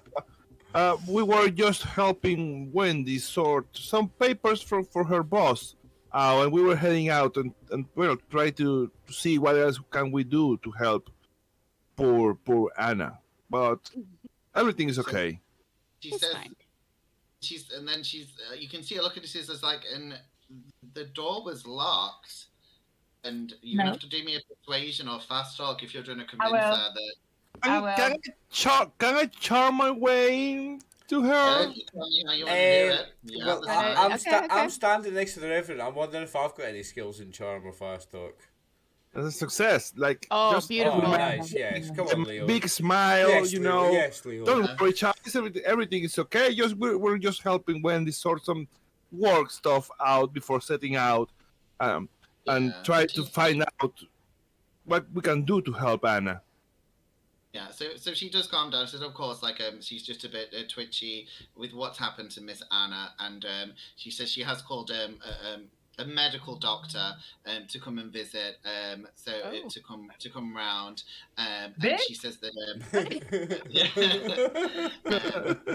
and she just she very politely says she just like she thinks that your presence she saw us help, but Anna seems a little bit disturbed, and she has rang Mr. Sam, and he thinks maybe you should just leave for a little bit now and let Anna rest. I'd like to hear I ain't from scared of Mr. Sam because that's very opposite to Mr. Sam's instructions to us, and unfortunately, given that you're just the maid, I think we'd be better hearing from him himself. I concur. Because that's against the advice we were given sugar. by any. Are you gonna try and are you intimidating her? I'm guessing, or I'm just a 60-year-old woman talking sense to this fucking maid who's here insulting us, a man of the cloth. Her boss's secretary, who's literally the next closest person that there could be, me, who's a doctor, her favorite this fantastic celebrity woman that's just been brought in, all of us to look after his wife, she has the audacity as the housekeeper to question what we're there doing. You're damn right I want to speak to her boss instead of her. I already tried. No need to fight. For that response, I do love it, but you cannot. That is not charming. That is intimidation. 100% it is. I charmed her. Persuasion. Come on. Calm down, everyone. We don't need to fight here. We're all children of God. So, please, let's calm down. I already explained to the little lady that we were helping Wendy with some stuff for her boss, and we are going to go now and try and find away to help So Miss I will Anna. confirm Miss with Anna. Leo with this. So Leo, persuade takes a bit longer, doesn't it? Like it's not a short thing. It takes a bit of time, right? Yeah. To do Yeah, that, right? persuade is a longer. Makes It's a sense. longer. It's actually changing someone's mind. Yeah, so you But do convince her, Tammy, but it takes you half an hour because there's a bit of to and froing. But you do persuade her, and it seems to be settled. But it does take you guys half an hour, and in that time, the doctor does arrive. So there are with a nurse, so there are more people in the house. That's okay. So what would you guys like to do? The maid kind of apologized and says she's just worried about Miss Anna, and yes. Maybe we could, now that we've persuaded her, and the doctors are in with Anna, who I think it's quite obvious is going to be obvious to a medical professional that she's not right as well, and that we are there. But it's a doctor in the 1930s. Like, he'll give her fucking lithium and like, do you know what I mean? Offer alternative therapies where she has to just go and come 36 times in a row. But like, they would agree with us, surely, these medical professionals, that she's not right. So I think it's okay if they look her over. And while they're looking her over, and I'm now not shouting at the maid, but she definitely knows who's boss, maybe we could say we're also concerned, that's why we're here, and we could ask her some more questions. Yeah, she's fine. Obviously now the doctor and the nurse are upstairs, and she she'll answer any more questions with you downstairs. Yeah, and obviously she's not noticed or forgot. You've convinced her, you persuaded that the door to the office was open, and or Anna had given you the key, etc. So she's not actually seen that you guys have broken the door at this point anyway. And realistically, she doesn't have any reason from what you've said to check her at this point either.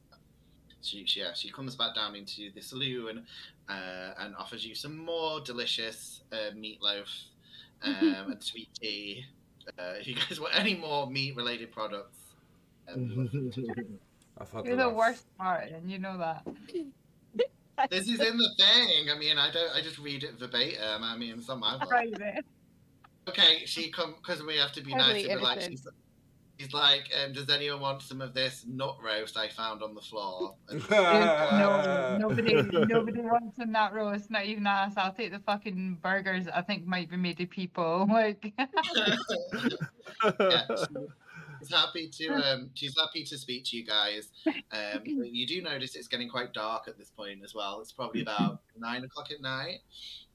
Okay. Maybe we should retire from here for the night and go back to the burger joint together to go over what we fought or found for today, but not actually show them what we fought or found for today, but to go back and give them like a report of what we think we need to do for tomorrow, which should definitely include more time with his wife in her house. Are we able to go to the lake where she like had this vision? Oh, maybe that's what we should do tomorrow. Let's not do that at night time. It's not dark. No, not at night time. No. That is a fatal mistake. Sarah, this is your first time playing Cthulhu. It was nice having you. You're dead. We cannot go there. Yeah. I don't know. Well, I don't need a place to stay, but I suppose that people are out of town are in some kind of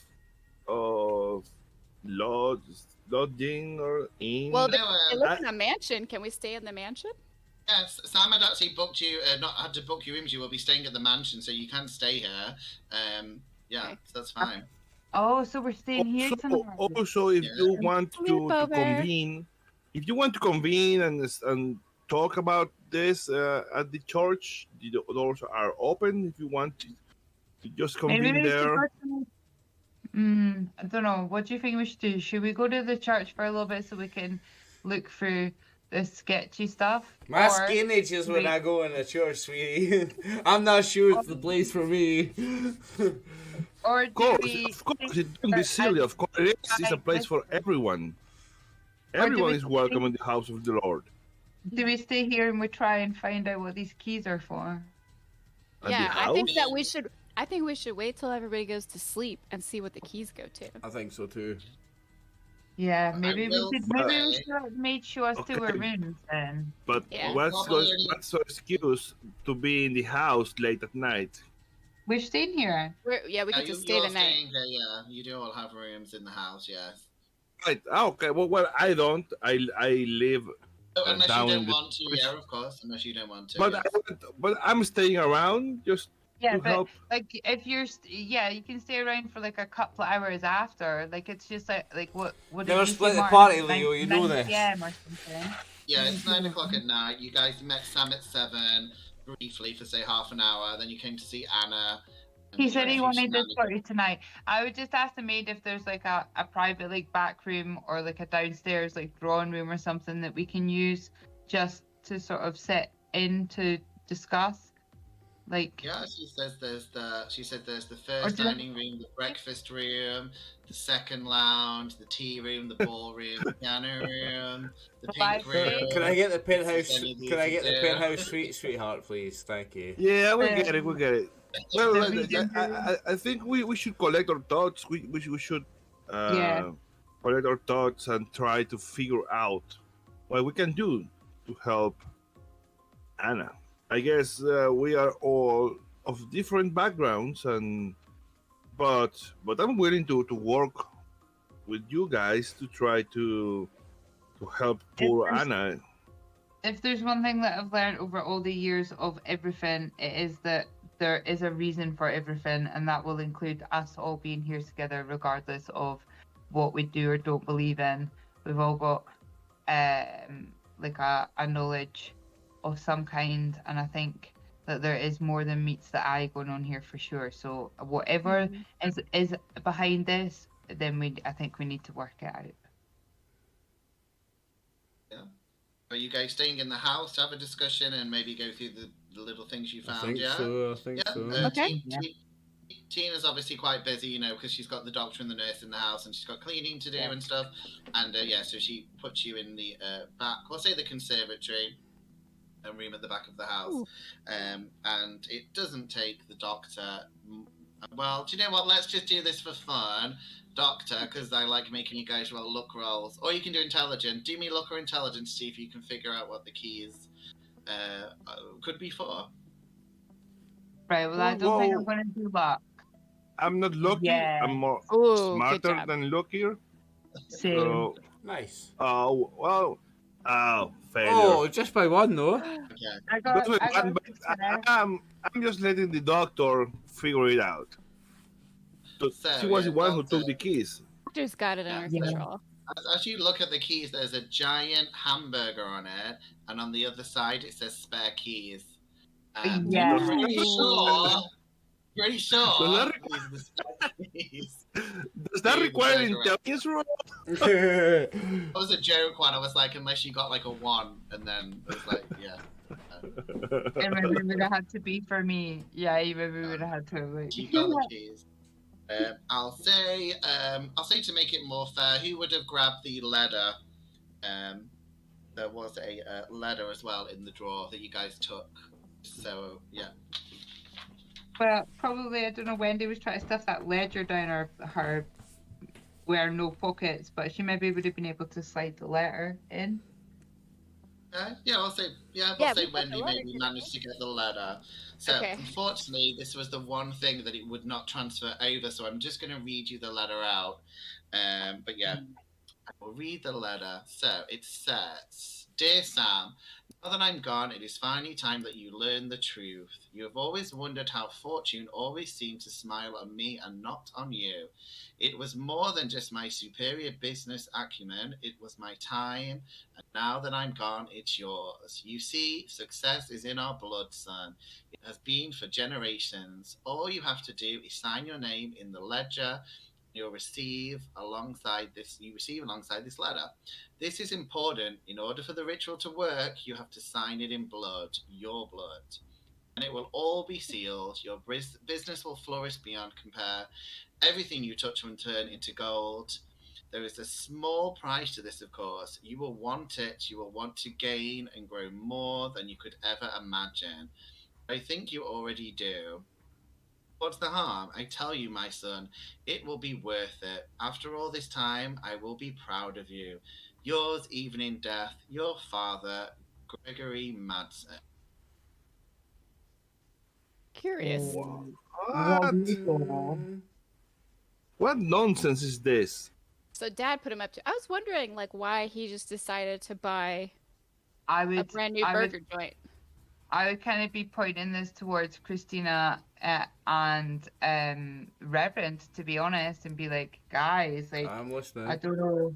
We're signing stuff in blood now? Yes, signing things in blood. Like, even this already sounds insane to me. So, like, if you guys can see something I mean, there signing your name in blood doesn't mean it's sacred by Satan, but this is still some fucked up shit over here. Definitely. Signing in blood is the work of the evil one. I don't know, sweetie. Some children, they play around and they write in blood, but I don't know. Maybe if you're not messing around, maybe it's a serious thing. I don't know. Maybe you should roll your account. Yeah, sounds like he's making a deal with the devil here. I think I should roll my occult. You are correct, Tamala. Yeah.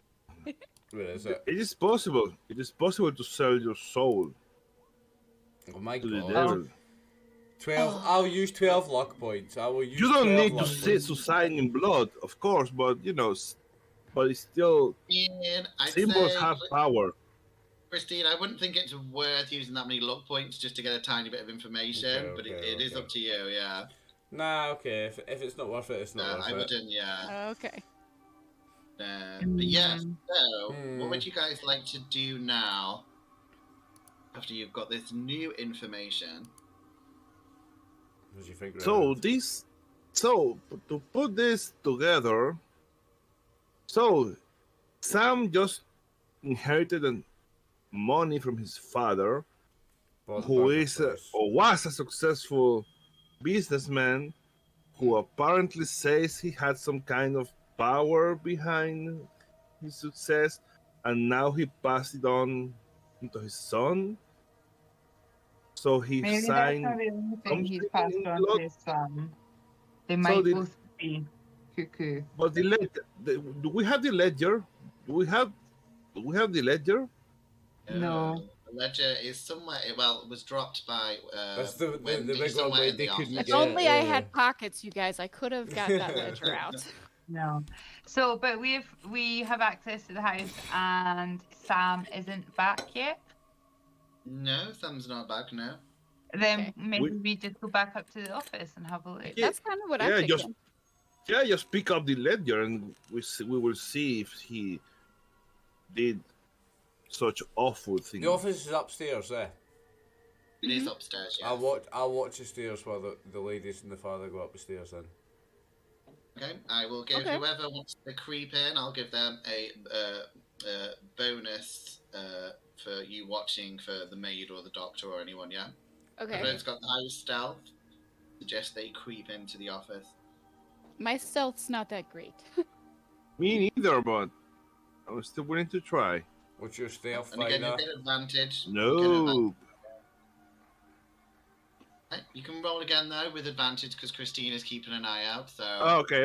I'm going to roll for advantage. No, still a failure. Ooh, okay, let me try. Just wow. click. I rolled again, Tammy. You've got advantage. Just a straight roll again. Yeah. Oh, just a. Hey, there we go. There we go. All right. Yeah. So I'll say. Luckily, the doctor does. The rest of you are just like clambering and smashing around, and the maid actually comes out and is like, "You wanted a room downstairs, Reverend and Miss Wendy." And I'll say with this fusion and with Christina actually keeping an eye out and seeing Tina come back, that the doctor does manage to, because you guys did still do pretty bad. I'm just going to say all that's happened is the doctor has managed to get into the office and not be seen, but now Tina is at the bottom of the stairs with all of you guys. And Doctor, you are in the office where you can see the ledger. I'm going to look at it.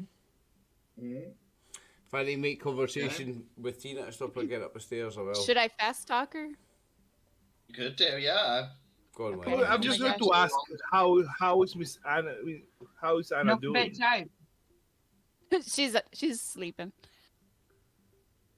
Oh yeah, Doctor, you easily can open the book, and yes, it seems to just be a ledger with many, many different names in. The most recent being the most freshest one, reading S. Madison. And if you want to give me a natural word or medicine roll, I might be able to confirm an extra detail for you. So a what or a medicine? Sorry. Natural word or medicine. Go on. Oh. Okay. Let's go. Nice. Very good. Yeah. So you've seen this enough times. You can tell that this book has been written in human blood, so for quite a long time. Nice. Lovely. Do I have a chance to look up and see what the one before S. Madison was? Ooh, yeah. No, because I don't have that information in the notes. Right. That's fine. The most recent one is S. Madison. I'll say maybe it's in a language you don't understand. The rest But of it's in human blood. Okay, I would just quickly shut the book and get the fuck out of the office then. But you taking the book with you, or are you just leaving the book there? No, I'm leaving it. Leave it. Because we've got all night in this house. I don't want to get caught. Leave it. That's fine. So yeah, you will. The only difference is you're going to have to make a stealth roll if you're trying to get out and not be caught by anyone. Nah, I don't. I'm not bothered if she sees me because I might be able to talk my way out of it. So. Yeah, that's fine. Or your friends can help you in different ways. I think. Yeah, I'm on the stairs, so like I'm distracting anybody that's looking. So that's a bonus. I just feel like, my goodness, like this place is so big. Like I just would like to. I'm old lady. I need to put my feet up for 10 minutes. Where is my room? It's fine. So Christina, roll me, say, charm or fast talk or some form of. However you're going to distract her. Okay. I'm still charming, I'm still charming. Well, if you want to do it, whoever. Oh shit! That always happens to me. When I am the keeper, I get good rolls, but I am a player, I get bad rolls. Take persuade, Martin. Yeah, you can do persuade. Just remember, it gobbles up more time, so I'm going to say half an hour. What about fast talk? I failed anyway. My fast talk. So it's quicker. You can do fast talk, yeah, but yeah, you fail like the maids. Yeah. Nice, Wendy. Come on. Yeah, and as the Reverend is trying to like maybe be too romantic with his however he tries to charm her, and Christina, I don't know, maybe she's got bored. Tina's got bored with whatever she's saying, and luckily Wendy, you managed to fast talk and save them, and luckily the doctor manages to creep back downstairs, I'll say. Nice. So yeah, even if she sees you now, she just knows you've been upstairs. She wouldn't know that you've been in that room. Nice. Okay. What are you guys going to do now? So it is getting, let's say 10 o'clock, I think, because you guys have had quite a lot to do, and you've done a few persuasion rolls and stuff as well, which has taken up time. I would obviously have told the guys about what I found. How's Anna's state? Has it changed at all? Is she still the same? You'd have to go and check on her, yeah, if you want to go and check on her. I'm interested in seeing how she is. Like, we should ask her about his dad and his businesses. Mm-hmm. Okay. Yeah. Okay. So so you're free to go back upstairs and go and check on her. You're going up to see Anna. Okay. Mm-hmm. I'm going to say we're going to do a group look thing. You're going to see, this is just to see if Anna's awake, because obviously doctor's given her some sedatives, and this doctor's probably given her a few more, so this is just to see if she's actually conscious yet. So we're rolling luck. I think the doctor is the one who knows luck. Oh my god. Okay, so it ought to be them. Yeah, I've got 30 luck, so is it me that rolls? Yeah, I think for group luck, I think it is, yeah. Oh! Hey, cool. That's... You're doing well tonight, Dammy. Yeah, luckily... yes, Dammy! doing well. So yeah, you all go up and Luckily, that doctor hasn't actually given her any sedatives. Anna seems to at least be partially with it. If you want to try and ask her some more questions. The doctor and nurse are still in that room at this time, though. The doctor is in the room. Can I distract the doctor while the other guys talk to her? Ooh, yeah. No, it'd be interesting to hear what the doctor has to say too, though. Right, okay, let the doctor talk to the doctor first. I'll distract the nurse then. I bet you will. Oh no, wait, you're playing a woman, aren't you? I mean, that'd be fine. I still will. Charisma. Charisma. You guys want a private conversation? You'd have to have what? Yeah, you'd have to wait till you're in a speakeasy, like. Yeah, charisma. I know, but we weren't allowed to. We weren't allowed to be out in them days. Yeah. So, but two of you wanted to have to distract. One of them would have to distract the nurse, and one of you would have to distract the doctor. I'll and take then on. two of you be three. I just didn't want to talk to the doctor. I'm going to take on the nurse. That's I'm going to try and distract the nurse. That's fine. So yeah, again, I suggest don't do persuasion because it's going to take a lot of time. Yeah. So it'd be fast talk or charm is your best bet, unless you have another idea. For speaking to the doctor, or for him distracting the nurse. For distracting the nurse, yeah. But if you just want to, you can just talk to the doctor. You don't have to do anything special. Yeah, to I just want to. That's a fumble. I know. Oh, okay. I'm gonna say. Shut up, you, Leo. Yeah, because it's a fumble. I'm gonna say that whatever Christina says, the nurse starts screaming and goes, "Get out!" And the doctor, like, "No, you guys need to go out." I'm gonna say because you did roll well on your luck that they allowed the doctor the psychiatrist to stay, but the rest of you are booted out of that room. Ah, shit. Sorry, guys. So, Sorry. That's because a fumble means if you roll a 100, it's like a fumble. Okay, if you have 50 or more in your skill, you roll only on 100. But if you have less than 50 in your skill, you roll a fumble on 96 to 100. So is this the case? So we got a fumble. That's a even worse failure. A spectacular failure. Yeah. So on the plus side, I'll say the nurse does come out with you, and she's basically watching the door now. She's like, she needs peace and quiet, and she puts her, hands on her hips and just stands there, and she has as much force as Tammy does. So you probably wouldn't want to mess with this nurse at this point. Saying that, peace of the spirit is more important than peace of the body. Let me tell you. And I go away. I think I would probably just ask the doctor. I'd be like, "So what do you think, Doc? Is there any sign of infection? Any sign of temperature? Do you think this is some kind of hysteria? What do you think's going on here?" He's assessed them of her physicalities, and he says, she's clearly not eating or drinking a lot. That's why she seems to be quite weak. Exhaustion. Exhaustion. She doesn't seem to be sleeping. Some form of. He's not trained in psychiatry like you are, but he can tell that clearly there's some mental issue with her as well as the physical.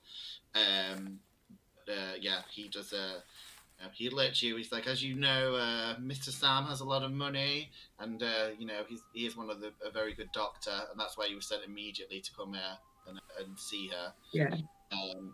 Okay, I'm going to go ahead with a psychic evaluation because I do feel like it's more mental illness related than other things, and we have quite a good team of people here. I would suggest something for her to relax, not necessarily sleep, but just to relax a little bit. What do you think? It would be okay to prescribe her something like that? Yeah. He says actually I've got a new sedative called I didn't say morphine. Maybe morphine's a thing now. Who knows? We'll say it's a new thing. And he said he's actually got some downstairs. So he says, will you just look after a moment? You seem like you know what you're doing. Yeah, of course. And he does leave you alone with her briefly as he goes out of the room. Get in. Ooh. Is she Compass Mentis? Yes, yes. Nice, okay. I'd be like, hi Anna. Don't know if you remember me before. I'm Dr. Vina. Go on, Vina.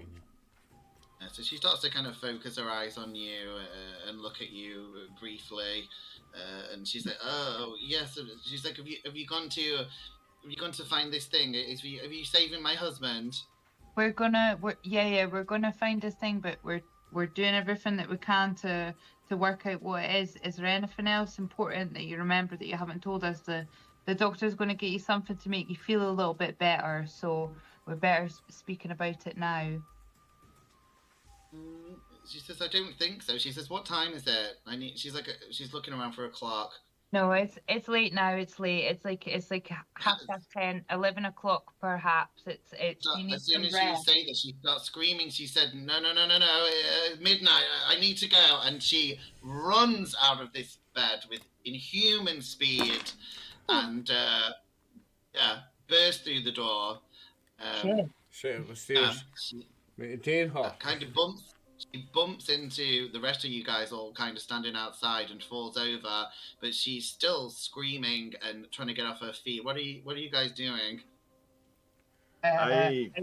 It's too. She's too fast for me to try and grab her. Yeah. I was on the stairs. Yeah, she not literally letting anybody in the bolted room. out I of was the off the thing, top yeah, there, so I'm still on the stairs.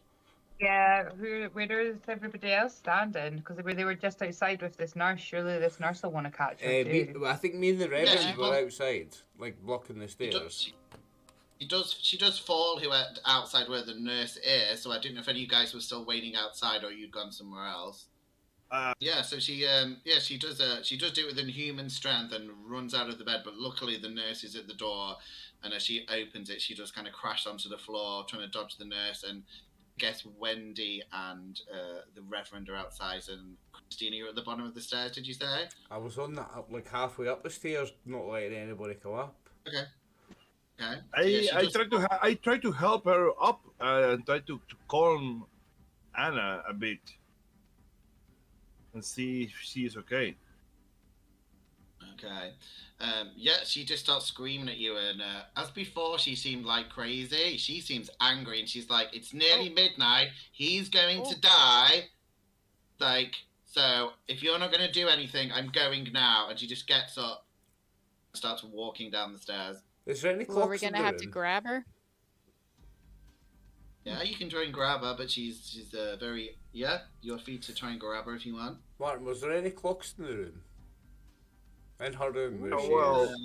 No, she asked me what the time was, and I told her it was like... I know, that's what I'm thinking. If she can see the time, like, if there's a clock and we could get rid of it, that might solve the problem. I try to grab her and tell her, "Okay, Anna, are you worried something is going to happen at midnight?" Tonight, The burger, will be okay. Will you be calmer? Will you be better if we went to the restaurant and check everything is okay, so you can be you can rest for the night? I agree. Let's wait for this doctor to give her this medicine. I'm charming my way.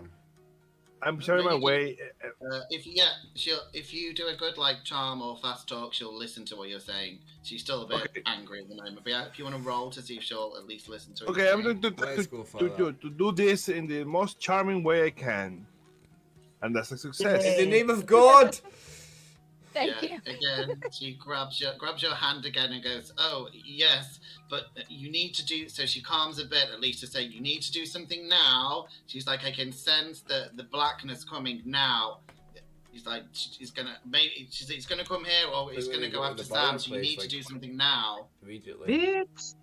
All right, Anna. So, will we? You will be feeling better if we were to the rest. We were going to the restaurant and check everything is okay there. Would you be then? She's like, "Yes, but just get there before midnight, please. Like, you need to be there before midnight." She says that she knows that's the time something's gonna happen. Okay, just go back to your bed. We are going to go to the restaurant and we are going to check it. Everything is okay, okay? Luke, we've got the keys. Yeah, that's why I'm saying that. We're gonna leave it. She's crazy enough. She doesn't leave it with this other doctor guy, yeah. It's going more than her up. he's just gone downstairs, so he comes back up and he's like, "What has happened?" Like when he's been. She's hysterical, Doctor. She's hysterical. We've had to tell her that we're going to the burger place to save her husband from a demon. She needs rest. Like you need to give her this. Yeah. So he says, "Oh, okay, yeah." Hysterical. So, friends, hysterical. So, friends, should we go to the restaurant and just check it out and see? Also, we could check around why this man pays such he paid so much money for this for this restaurant. And it's pretty late at night, and he hasn't come home. So I'm curious. Where is he? Yeah, I was wondering about that. Where is he? Yeah. Yeah. Okay, let's just go. He's so worried about his wife. Where is he? And just to be truthful and say that we actually went. Yeah. And everything is okay. There's no need to worry about it. And we also could take a look around and see maybe Sam was just ripped off. But it worries me. It worries me. We need to ask him what was going on. Yeah, we need to ask him what was going on those days in the lead up as well, because it really was a pinpoint for her. So we need him to tell us what he was up to. Where is he? Are we expecting to find him if we go to this place? Yeah. Where is he? And that weird demonic pact they were talking about. I mean, it's I know it sounds crazy, but possible to sell your soul to the devil. I heard of stranger things, sweetie. I heard of stranger things. Or people definitely believing of such insanity and being traumatized and tortured by it. So, yeah, we need to go find out what's going on. This poor woman's suffering. Yeah. It would be the craziest thing I ever heard of, sweetie. Yeah, anything that would help to ease the spirit of this troubled woman. Let's go. Let's go. Are you driving there, then? Yeah, you're driving. Yeah, don't worry. Just go there. It's a bit small, a bit stuffy, but we'll do the job. We got the cool and I find my way to the diner again. Yeah, you are easily getting the Reverend's car, and again, it's getting a bit later, so it's probably about 11 at night as you drive up to the car park of the restaurant. And what are you guys gonna do in the car at this time? Is there Is it Luke open? Yeah, the lights seem to still all be on. Yeah. What's his normal opening times? Is it open after 12? Normally. You don't know actually. You didn't see any signs that said the exact times that were open. Are there other customers? So as you all get out of the car to approach the beautiful white shining castle, everything goes eerily silent. You see a dark figure in the distance, as Anna described. He's surrounded by a tentacular, that's not a word, tentacular, that's what I'm going to call it, shroud of darkness, right, withering all around it. There is no question that whatever this is, it is not human. What? It has no eyes, but you sense in your core that it is staring right at you, right into your very being. It smiles a flaming, massive grin. A grin so blood-curdling and otherworldly that your legs grow cold and your arms grow numb for a moment. Still in the distance, and while you find your body frozen, every molecule in you tells you to run in the opposite direction. Don't go closer. Don't look at its full form. And then everything goes dark. Uh-oh. I'm going to show you a picture of what you see. Hopefully. No, thank you. I've learned this trick. Give it to yourself. Because no, I'm good, thank you. I saved my sanity. But you can't. I mean, this is what you guys say. Oh no! Holy Mother of God! That's and the Reverend just makes look what I do. Oh God! Oh God! Oh look! Looks very similar. Really cool. That's very good. I love that. That's right, because look how far back in my notes that was, guys. Yeah, Tabby takes the best notes. I ran away. I'll see you later. Have fun with the rest of the scenario, guys. Can I pull my gun out? Yes, please. Yes, Sarah. Well, yeah, we are going to go. So, I'll just read out the next little bit, and then, yeah, you're going to be able to do some stuff. So, Okay. I ran away. See you for the next scenario, boys. Do you have a gun? I do, Reverend. I Wendy, do. Yeah, Wendy does have a gun. Never underestimate the Come secretary. on, Wendy. You do only have 6 bullets, though, so be careful how you use them. So you see it exactly as horrifyingly as Anna described it. Sam Madison weekly wanders. Sam Madison weekly wanders. It's like a limerick to the frying station at Burger Castle. He seems to have come from further within the kitchen. He moved the freezers around. Puts his arm in a fryer, waits until it's cooked, and then takes a big bite out of it. You can feel his pain. It's as unbearable. But he doesn't stop. He just keeps going until his heart gives out. You feel it. It feels like a warning. This will happen soon. And then the vision changes. Now all of you are going to get a nice horrifying image just for all of you. Yay. Fucking great. Oh, nice. This is going to last 4 rounds. Man as well.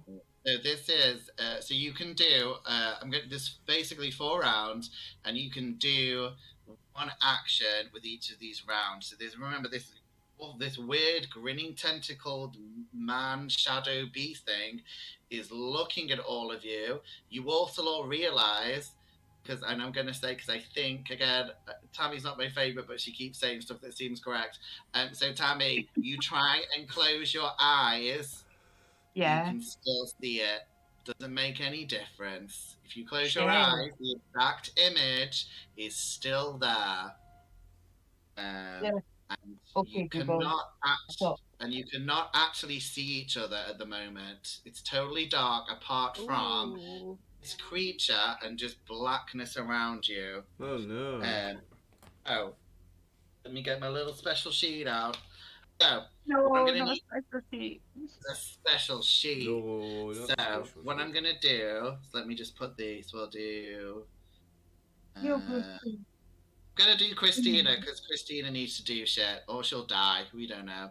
So, Christina, Andy, Leo... Christina's praying to all the gods right now. Reverend and what the fuck is this? Yeah, she should do. All of them. Every round for the next 4 rounds, you need to tell me what you're going to do. So you've got this awful grinning creature who's given you another vision of what happens to Sam. So you can tell me what you're going to do. And you also need to roll me a luck roll as well. Okay. So we'll start with Christina. So Christina, this is what you see as your special vision. So Christina, you see your friends and housemates in Wichita. They are laughing and dancing at the moment. So will you roll me, tell me what you're going to do on this round, because you can do something. Whatever you choose to do, you need to tell me. And you also need to roll me a luck. Right. For luck Do as you well. roll luck first? Whichever you prefer, yeah? I failed. Uh-oh. Okay. I'm going to dive back down the stairs. Oh, nothing happened yet. First. But you're going to do anything for your action. So you do have this grinning creature. Yeah. Anything you can think that you'd like to do? Right, so my immediate thought is to look, right, so I'm this occultist, right, so I feel like this is my only chance. I'm going to look directly in its eyes and say, you've got no power here. You have no power here. No one believes in you. You have no power here. And I'm going to use all my occult power, all my occult belief to try and dissuade this demon. That no one believes in it. And it has no power here. Okay. Yeah, you do that. Just seems to be looking at you back, still with this fiery grin and tentacle. Useless. Oh, I'm nervous. Yeah. You should be, Sarah. At the moment, you're just getting this reasonably nice image of your friends and housemates in Wichita, and they're having like laughing and dancing. So yeah, it's not unpleasant. We'll move on to Wendy. So Wendy, same thing. You need to roll me for luck, and then you need to tell me what you would like to do when you're faced with this creature. Okay. Okay, Wendy's just a secretary trying to look to get to the top, and she's gonna do that by any means necessary. And I feel like I just need to pull out my handgun and give a shot. Yes, Wendy. Yes, Wendy. Okay. Maybe it would disrupt the vision. Okay, how do I do that though? Handgun? I don't know how to do that. Yes, so in combat. There's a combat tab halfway down, yeah. Oh, my revolver? Yeah, I mean, you're going to use one bullet, so just be aware that you will be using one bullet, but that is fine. One bullet. Yep. Okay. Okay. Yeah. More Wendy. It doesn't mean anything. It means Does nothing. it do damage, or do I just hit the wall behind it? Yeah, here's the recurring theme in Call of Cthulhu. You do hit the creature, but it seems to just pass through it. You can't see you.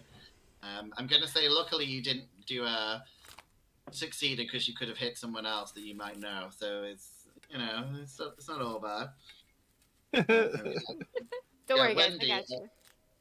Yeah, Wendy, just like Christina. Wendy, you see your mother walking in the evening. It looks like she's on her way to pick you up from work at the moment, which is a normal thing that she usually does. Okay. So we'll move on to the Reverend. Reverend, same thing. What would you like to do as an action to this thing? And then you need to roll me for luck as well. Okay, rolling luck. A success. Nice. And Reverend Culver is a very, modern Reverend, but this thing is the devil. Who else will it be? So he whips out his cross, and he points his cross at him, and says, "Begone! The power of God compels you. Release this family. Come on, Jesus. Leave this family alone. Come on. Come on, Jesus." And again, you just get this fiery grin smiling back at you. The tentacles still wriggling around. No. And Reverend, yes, you are back in your congregation. They're all gathered happily in church and are listening to do one of your wonderful sermons at this point in time. We'll move on to the Doctor. So, Doctor, same thing. What would you like to do for your action? And then roll me for luck. I would absolutely not believe that I would think that I had lost my fucking mind at this point. So I would just start shouting it and asking it, "What are you? Who are you? What the hell is going on?"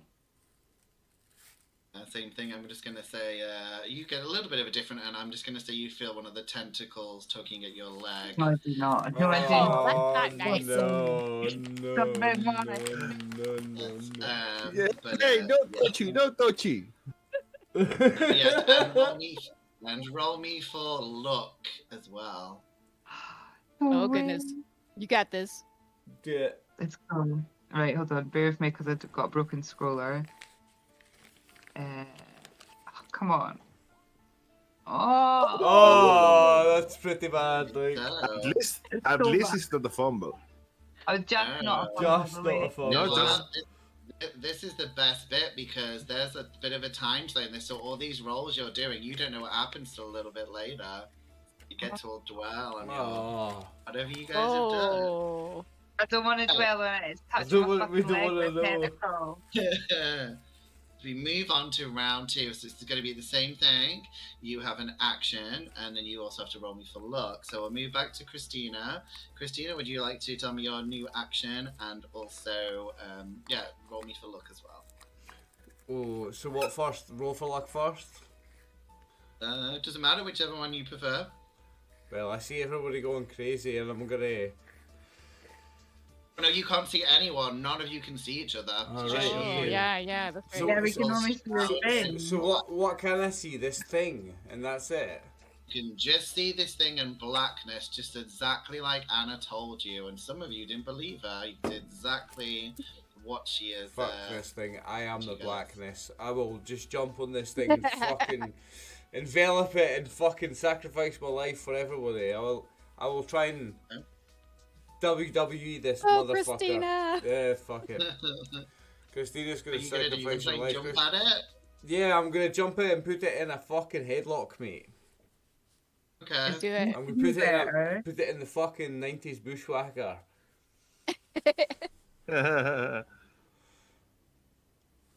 Fuck this thing. That's a real brawl. Yeah, if you're gonna try and Don't think it's any good, like.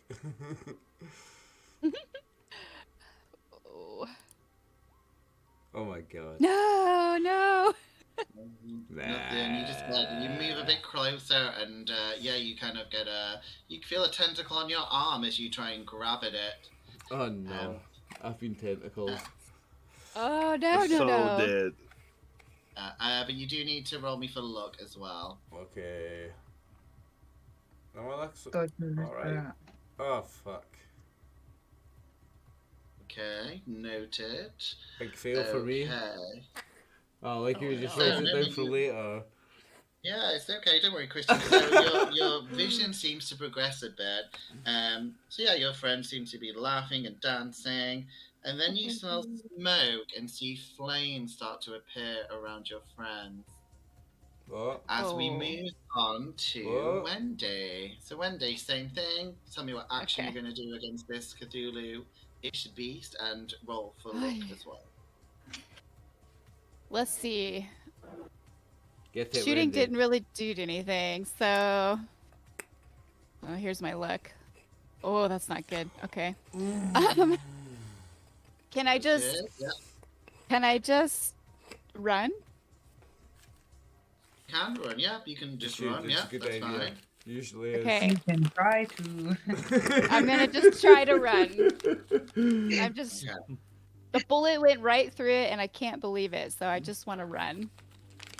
Okay, so what I'm going to say is because you've decided to run, I will let you roll your luck again. Okay. Go on, Sarah, get out of there. Oh yeah. Come on! Nice. Oh, okay. So, Wendy, you feel like whatever you've done running away seemed to work, but you're still there, but you feel it looks better than the other thing. But you do, unfortunately, start to feel your vision progress. Oh. And so your mother was just walking away on her way home from work. And it's dark now, and you can see a group of rowdy men nearby, just up in front of her. Oh no. As we move on to the Reverend. Reverend, same thing, action, and also does it sound luck. good? Okay, let's go with the luck roll. Get out of the way. Nice, nice, success. nice. Oh, okay. So, I'm still in front of this creature, right? Well, in front of the creature, or I am having this vision of my congregation, but I'm still here with this creature. So I just keep trying to repel it with the cross. Be gone, demon! Release his family. Leave this place. Do not disturb poor Anna and Sam again. yeah, again, you just get this In the name of God, of course. beaming grin as you start to feel a tentacle. I'm presuming your nice red pope-like shoes. I don't know. As the tentacle does start to crawl around your leg, and your vision does seem to progress. Yeah, so you're in your lovely congregation in the church, and then someone in the crowd coughs, and then another one starts coughing. Seems a little strange. As we move on to the doctor. So doctor, same thing. Tell me what action you would like to do, and then also roll for luck in whichever order you prefer. I'm gonna, and we can still just only see this in front of us. and I wasn't. You just it's Yeah. all around you, but in your, let's say, your mind's eye, you're getting now visions in your head, but Okay. with your eyes, you're seeing the tentacle. I would like change tactic from like screaming at it, and I would just be like, "Who are you? Like, what are you? Like, literally, just try to speak to it." Oh, hold on, and I'll roll back. God. Oof. Oh, what was that? Oh, that's a fumble. Mm-hmm. No, oh, that's so shitty for you because I was going to give you something because of the fumble. Sorry. Oh. Sorry, I feel like dude, you're getting more tentacle hugs. No, I don't want that. No. Do you know, I'm going to be nice. No, you don't get a tentacle hug, but you do feel that the tentacle that's on your leg secrete like a ooze. An ooze just come out, and again, like your friends that again you're not aware of. Oh, sorry, I didn't do your vision before, did I? You did one before. Sorry, I forgot to do your vision. So yeah, sorry, Vina. I forgot to do your vision. So yeah, Doctor, sorry. So the start of your vision on the last round was you see your son Carl. He was hiking in a lovely green space in Ireland, but now the vision changes. Then he trips. His foot must have been caught on something. As we move on to round 3, back to Christina. Christina, again, what would you like to your action and then roll for luck as well? Well, I'm still like at the feet of this thing because I tried to tackle it and failed. So, Start praying. Nah, like what my options are: fight it or talk to it. So I'm gonna try and talk to it. And I'll be like, "Calm down, sweetie. What you doing?" I don't know. Like I failed fighting it, so I'm gonna try and talk it down. Like, yeah, that's fair. It's me, your long lost sister. I'm gonna bullshit it. We're all from the same place, honey. That's the one. Yeah. I'm gonna bullshit it. A persuasion roll or whatever. You won't be able to persuade it. Take a long time, but you could do any of the other ones. Say fast talk. Fast talk. Yeah, fast talk. I haven't got a fast talk roll. I don't think. What's my charm? Charm. Yeah, I think it's fast talk or charm. Yeah, or intimidate. Oh, 3 luck points. 3 luck points. 3 luck points. Oh man. Nah, I'll use 3 luck and I'll make that like. Okay, yeah, and also roll me for luck as well. Oh, okay. Roll me for luck as well. Okay. And then we'll tell you the outcome. Oh fuck. Oh no. So, still just a normal failure. So yeah, all I'm gonna say is he just looks at you and just says, "Do as I say." That's all you hear it say. But your vision does progress again, and Christina. So yeah, you've been with your friend. They're laughing and dancing. Then you smell smoke and see flames, and now they scream and run as the smoke fills the room of your friends.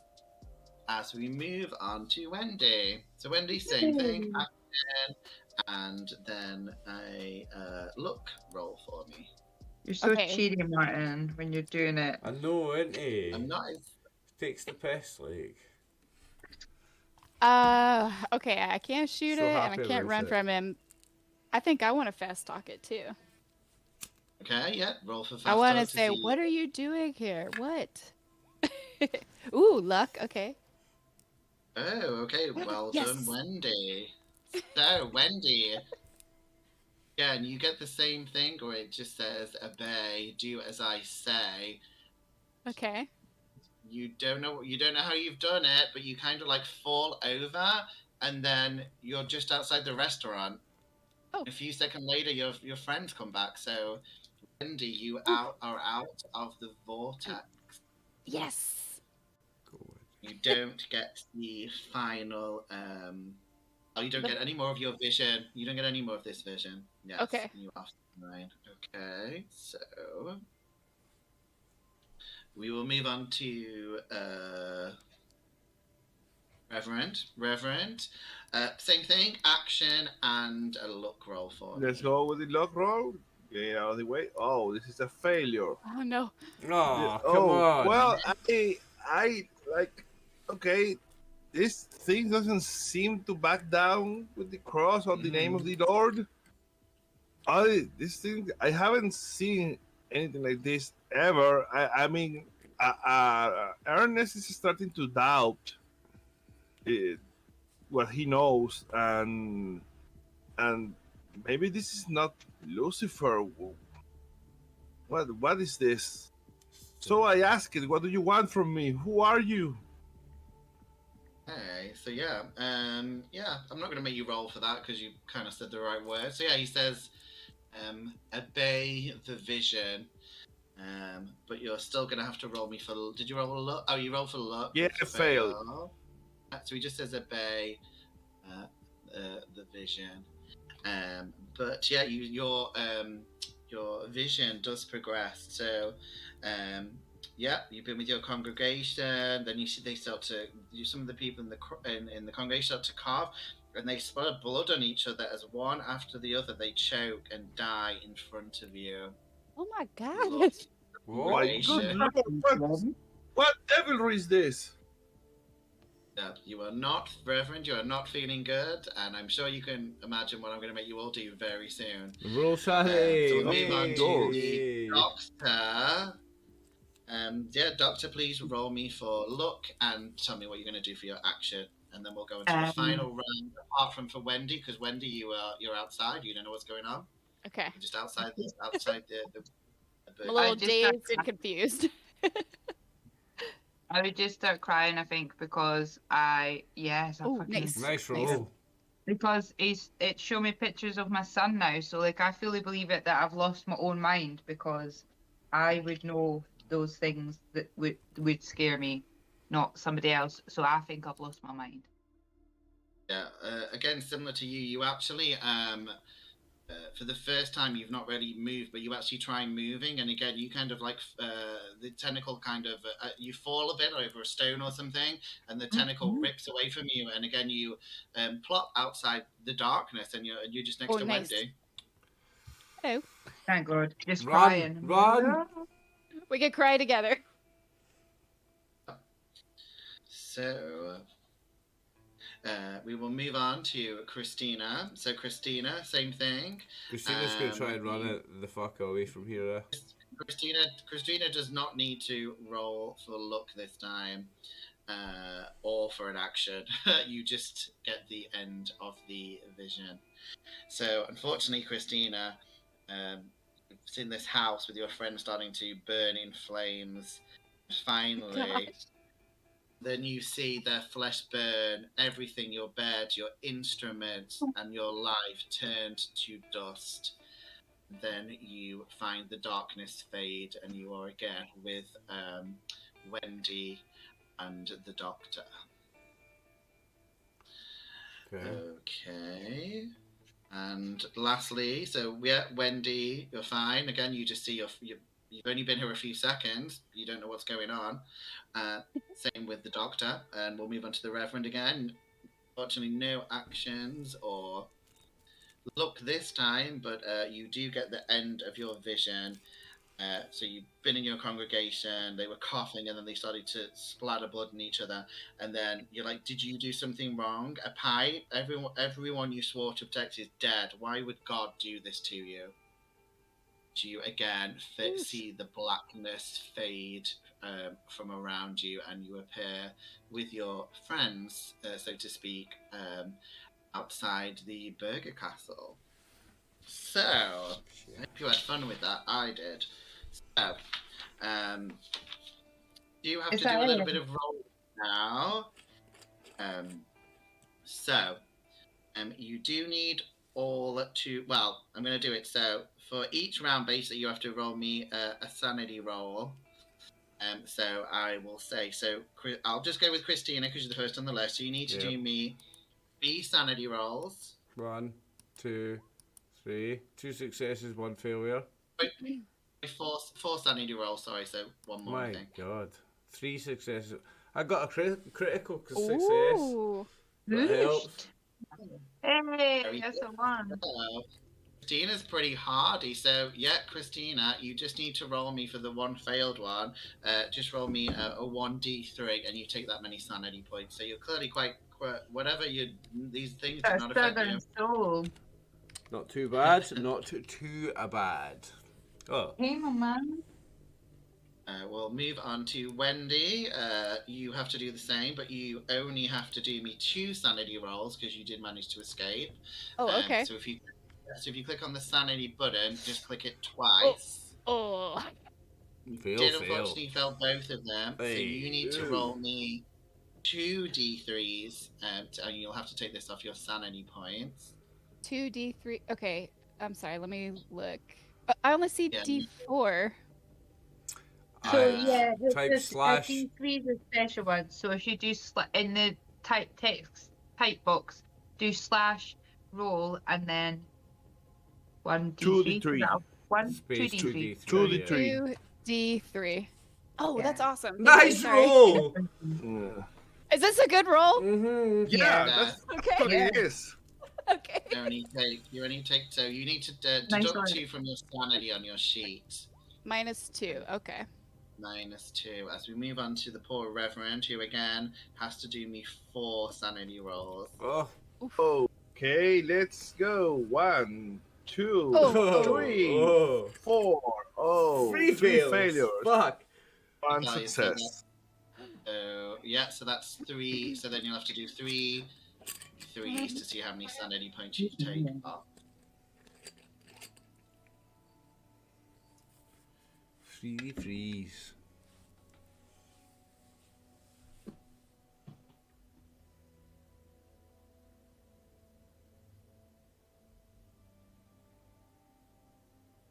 Me? Sorry, are you guys waiting for me? No, Leo. Leo's gonna just roll 2 threes for us, and then it'll be you. Yeah. 3 threes. Yeah, but how many dice? 3 d3s. So 3 times. 3d3. Yes. 3d3. Yeah. Okay. Let's go. 3 slash roll 3. Oh my god! Pretty sure that if it's above 5, you go a bit crazy, right? That's a yeah, that's a risk of bout of madness. I need to roll intelligence to see if my mind just right now you're gonna shields me of the madness, or if I understand. I bet you pass. The madness. Come on. Max sanity loss as well. It's a success, so yeah, I fully understand. That's what you don't want to success. Yes. So, that's not a good thing. I'm just dead excited because it's what happens to me all the time. So, Leo, does that mean you get is it the madness table that I need to get you to roll for? It's actually it's up to the keeper if you want me to roll on the table, or you want to make you want to tell me what happens. What, I'll make you, because something fun's going to happen pretty soon. So I'm going to give you one of the most specialized. And actually, I'm 1 point away to being indefinitely insane too. Yay! So if you just lose 1 more point, you're just fully crazy forever, right? Okay. No, forever, no, indefinitely. Definitely, okay. Definitely, so, one shot, it doesn't matter in one shot because it's not going to pass so much time. So yeah, we but are I will coming to the end. with the rest of the denture. Yeah. Leo, you just need to roll me a d6 to see what your madness is. Just a d6. Okay. 1. Oh, love it. Thank you, Leo. So, Leo, happy to please. You are fucking hungry. Oh, that makes sense. And in hearing all this stuff about Sam, you think it sounds kind of delicious, right? Just Imagine putting your arm and just like crisping it up, having a couple of bites. Oh. You want to cook and eat yourself. No. That is your madness. You want to have eat yourself a bit and cook yourself.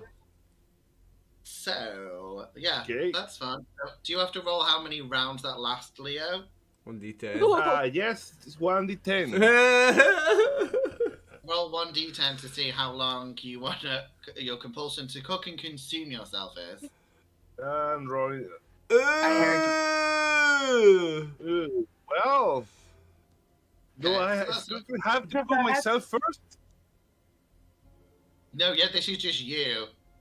Yourself, not anyone else, but you are hungry, and I guess in game time, how long is it just 3 rounds, or is that like 3 rounds? Is just about half a minute plus on my tops. Okay.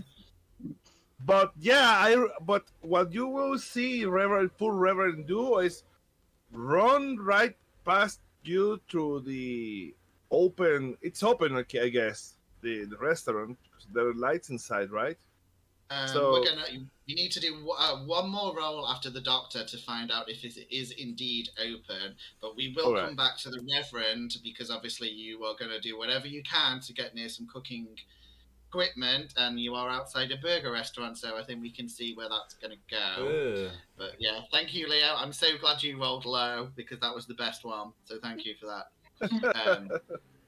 But yes, we still have the doctor to roll. So yes, doctor, will you roll me 2d3 to see how many you lose? I haven't rolled Saturday yet though. Like everybody else did. So 2d3 for you.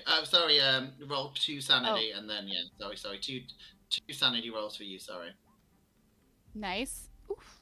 Okay, so you just need to roll one d3. See, try making me go more insane. Sorry. Bear with me.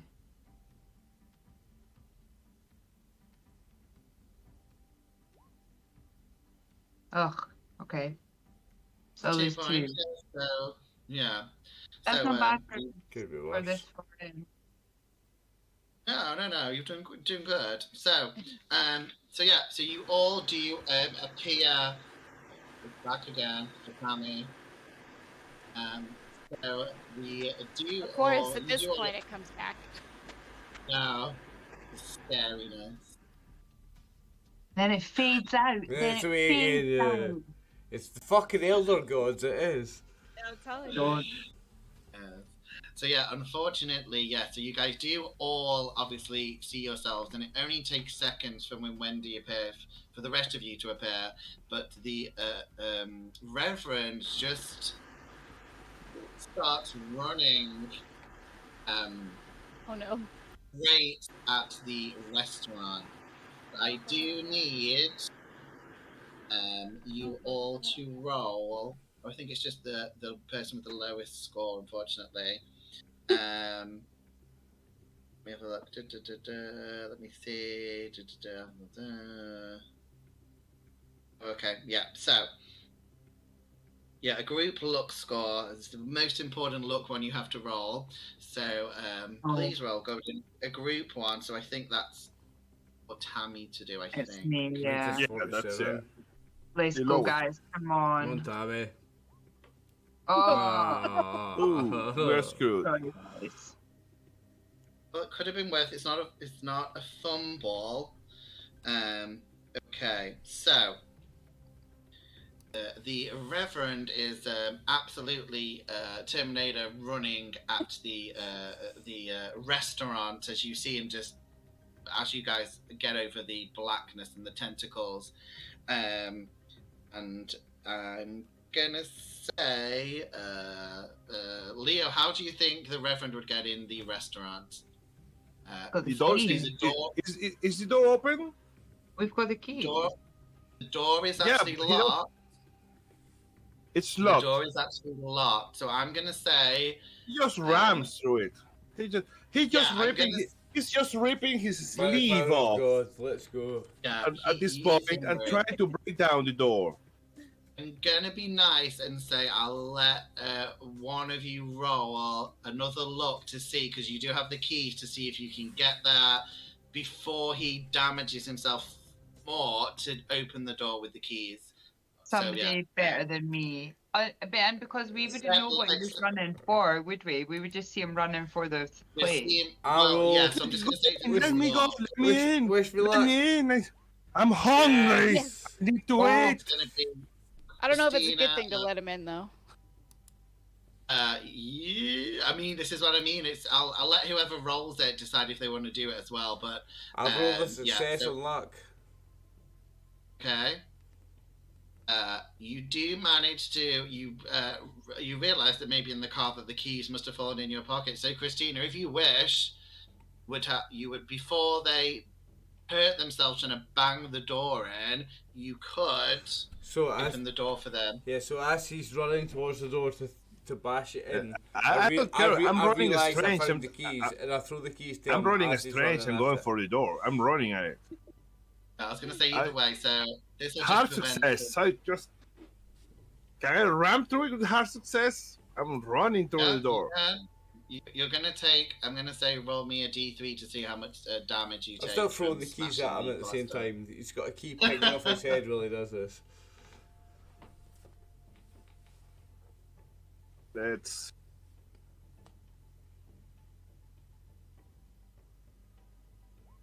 1d.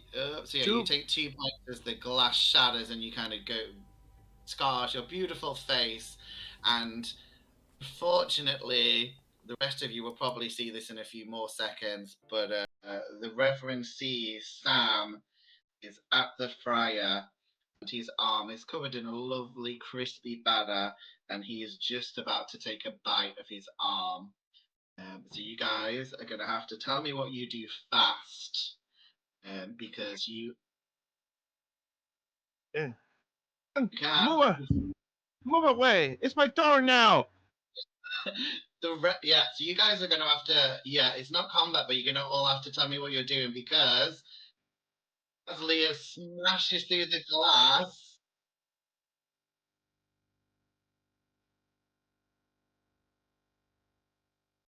Yeah, I was thinking we like push him.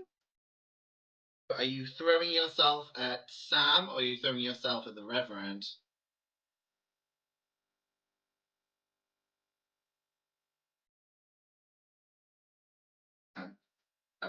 That's fine. And how about Wendy, and the Doctor? What are you doing? So you obviously see Christina is about to tackle Sam, but you obviously see Leo is running at the frying equipment that Sam is just taking.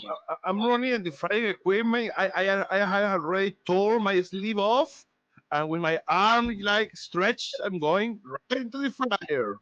Okay, well, since Christina went for Sam, I'm pretty strong, so I'm gonna try to jump for Leo. No, I'm so close. I am. Miss me. Miss me. It'll be contest. Again, we could do contested if Leo, you want to roll and see if you roll lower than she does. Okay. Yeah. In this case, in case of a contested one, the attacker. Yeah. If she fails, no matter. If I fail, I still win because I will be the defender. You know. So it doesn't matter if I roll or not. She failed. So it doesn't matter. So no, Wendy, you just land next to him, I guess, and I'm still gonna give the Doctor a chance to intervene before Leo can get his arm in the fryer. The Doctor is too old, and there's not enough money in the world for this shit. She is get the fuck out of there.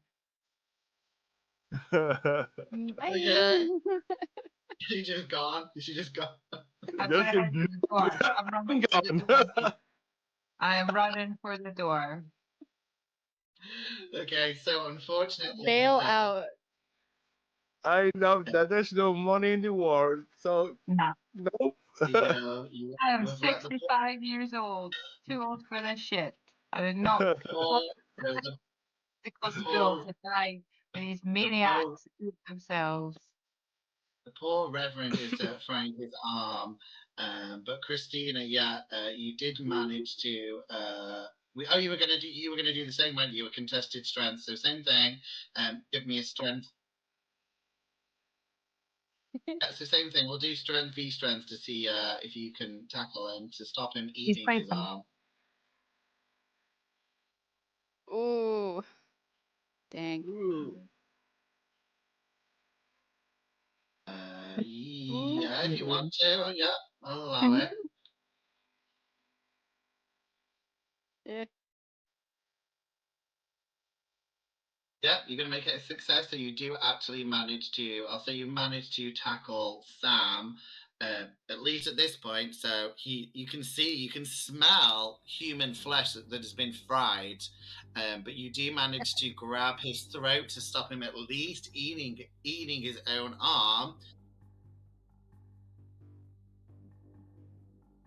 But you also do see your friend the Reverend now putting his arm into the fryer. So I'm gonna say you're still all gonna have to roll me for sanity. Except maybe the doctor if she's like running to the car or something, if you've not seen. Door does not point towards the fucking cooker part, then I do not see any of this shit happening. Yeah, weirdos. Christina's fine now. Doesn't affect you. Martin, how far? We're like close enough to the end that I can take my meds. Yeah. We're coming up to the very end scene. It's like the pre-end scene, so don't worry. You can take the meds down. I can tell you need it, Sammy. Thank you. So Christina, you're fine. Wendy, you need to roll me 1d3 to see how many points of sanity you lose from seeing the cannibalistic. Just one. You don't. Just one. Okay, that's not bad. Oops, I'm sorry. I didn't mean to hit sanity again. I'm sorry. That's fine. Maybe you enjoy the cannibalism of people. I don't know, but you don't care that much. But yeah, so I'm gonna say the Reverend. Obviously, I'm gonna say I don't really know the logistics of cooking an arm, but I'm gonna say you probably would have recovered from the madness. But I would also imagine that if you then did recover and realize you tried your arm, you probably have to roll for sanity again. If you're cooking your own arm. So, but I'm gonna be nice. I will be mad with pain. I will be rolling for sanity again. I'm gonna be nice. We're gonna be lucky to see if you've taken your arm out. So I will let you do a luck roll to see if you manage to nicely cook your arm before your sanity goes funny again.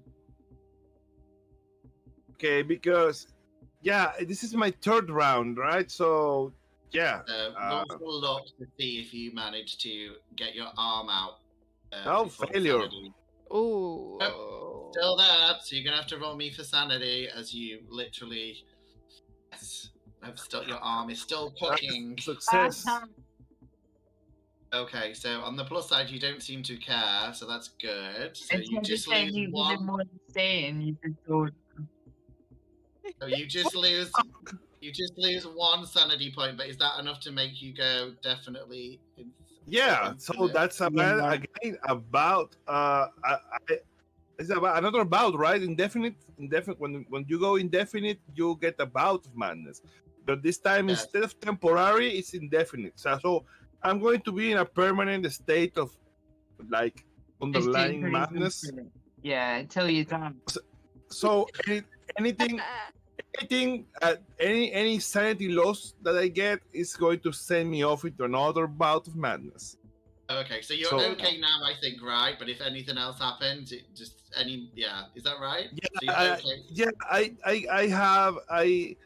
I think I started another. I never remember that correctly. If you have 100%. But well, if you want another bout of madness, we can do that. I don't have any problem with it. I'm happy. I'll say the same as you. So if you realize what's happened, luckily you've not actually eaten your own arm yet. But I guess if you lose any sanity again, you're going to start chowing down because the arm's cooked. But also, I think when you are in an indefinite state of madness, you get some kind of mania or phobia, some kind of form of madness. So you can decide, I can come up with my own, or you can roll on a table. I'll leave it up to you. I think well, God has abandoned us all! Flee for your lives! And I just fall on my knees and look at my cooked arm. And yeah, and I just saw my congregation just choked to death. So yeah, God has left us. There is no God here. Only madness and darkness. Oh. And you all lose 1 point of sanity for hearing this madman. Yeah. I'm gonna. I think we just did that, but I'll allow it. Yeah, but so we'll move back to So the Reverend's still there. You just totally messed up. The shrink is running around outside somewhere, but I don't think she's technically left yet. But yeah, Wendy and Christina. You've had a lot going on. Christina, obviously, Sam's still struggling, and he really wants to chow down on his arm also. Wendy, you're obviously free to do what you want. Christina, if you obviously move, Sam's gonna be able to break free. So Wendy and the Reverend can do stuff, but the Reverend is a bit crazy.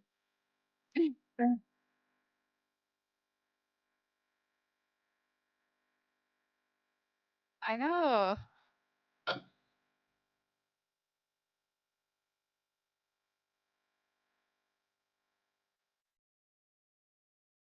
There is no God, woman. He has abandoned us. Whatever has taken this place, it's making this man crazy. It's making us crazy. Okay, so again, it'll be contested strength between the Reverend and Christina. Yes. Okay. I'm gonna let. That's a success for me. And Wendy, are you gonna try and get? You've seen the doctor run away. You're gonna try and get the doctor. Or are you gonna do something else? Doctor, are you coming back, or have you just seen it all and you do not want to? I'm heading for to start the car, my friend. Okay. What car? That's my car. I have my keys. Can we like? Wendy, you tell us what you want to do. You're in a rock and a hard place. Can we slap Sam around and like knock him out of it? Leave the fat bastards. Never mind Sam. It's like a zombie cannibal type situation. So,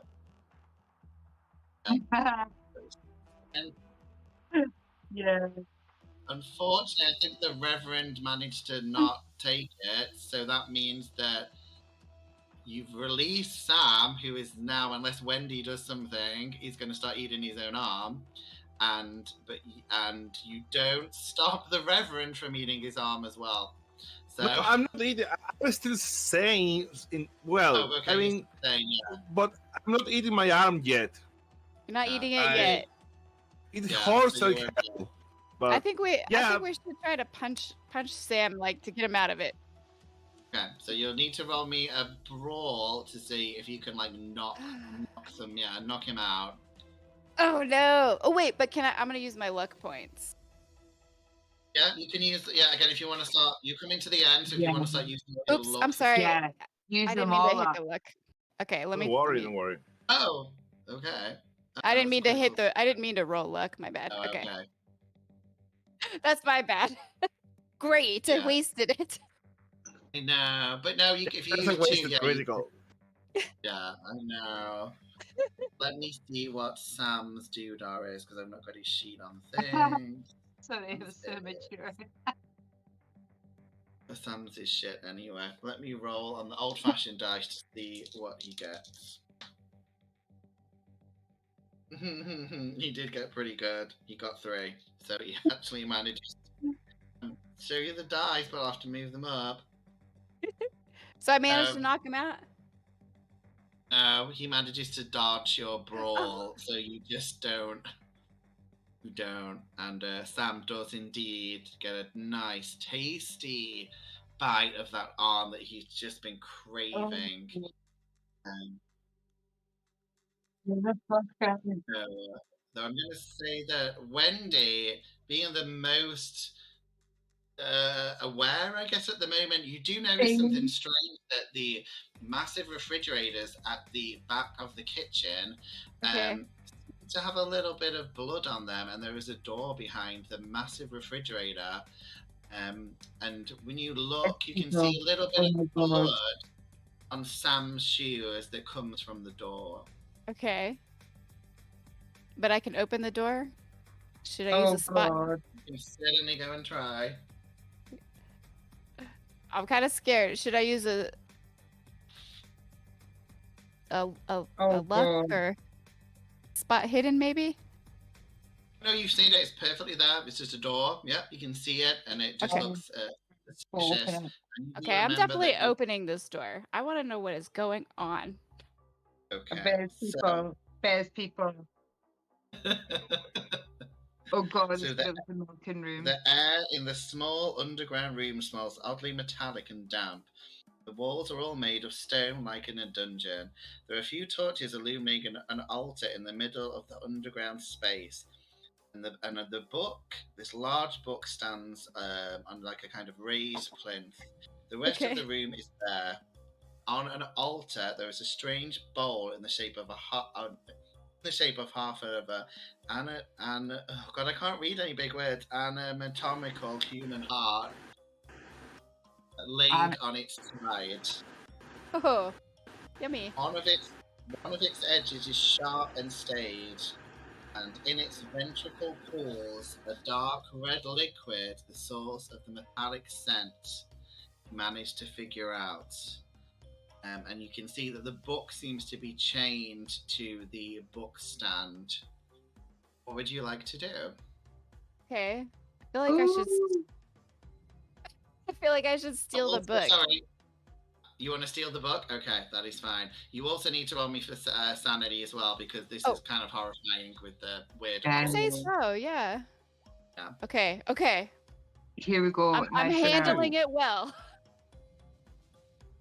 You're fine. So you just lose one sanity point in this creepy scene. But yeah, you're free to go over to the book. Are you going to look at the book, or are you just grabbing this book? Okay, I just want to grab the book and run, because I don't like this room. Fantastic. Get out. Just to make you be on edge, I'm not going to tell you what happens yet. No. We'll go back to the Reverend and Christina. So what are you guys doing? So you've seen your friend go through the...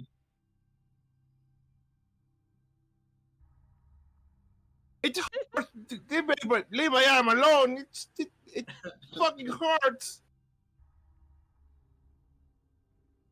I'm not eating anything. I'm not eating my arm, woman. Leave me alone. Just run when you can. He's not eating his arm. You're attacking him. Eating my arm. Deep fried it. I'm not. I know.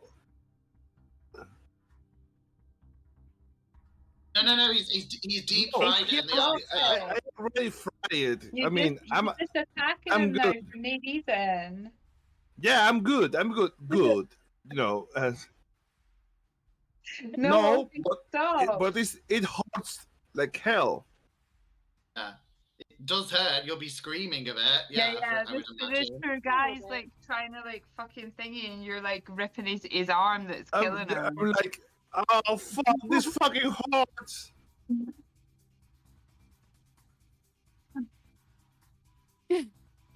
I just saw Wendy go into this weird room, right? Yeah, it's in the open space at the back, and obviously, even though you've only given Sam 10 seconds, he's probably going at that arm now. There is both. Oh, he's okay. Well, I'm just going to step over him and tell him, I told you, gluttony is a sin. Not that it matters anymore. Yes, Father. It's no more. God is dead.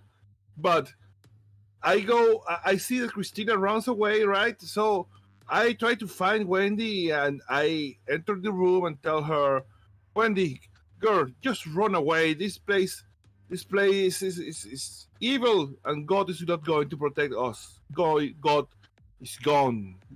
There is no God. Well, I mean, we need to unfortunately move back to Wendy, who, Wendy, you can easily unhook the chain from the plinth if you want to take the book. Okay, perfect. Yeah, I want to take the book and run. So as you grab the book, your hands start to melt, and you need to roll me 1d3. Yeah.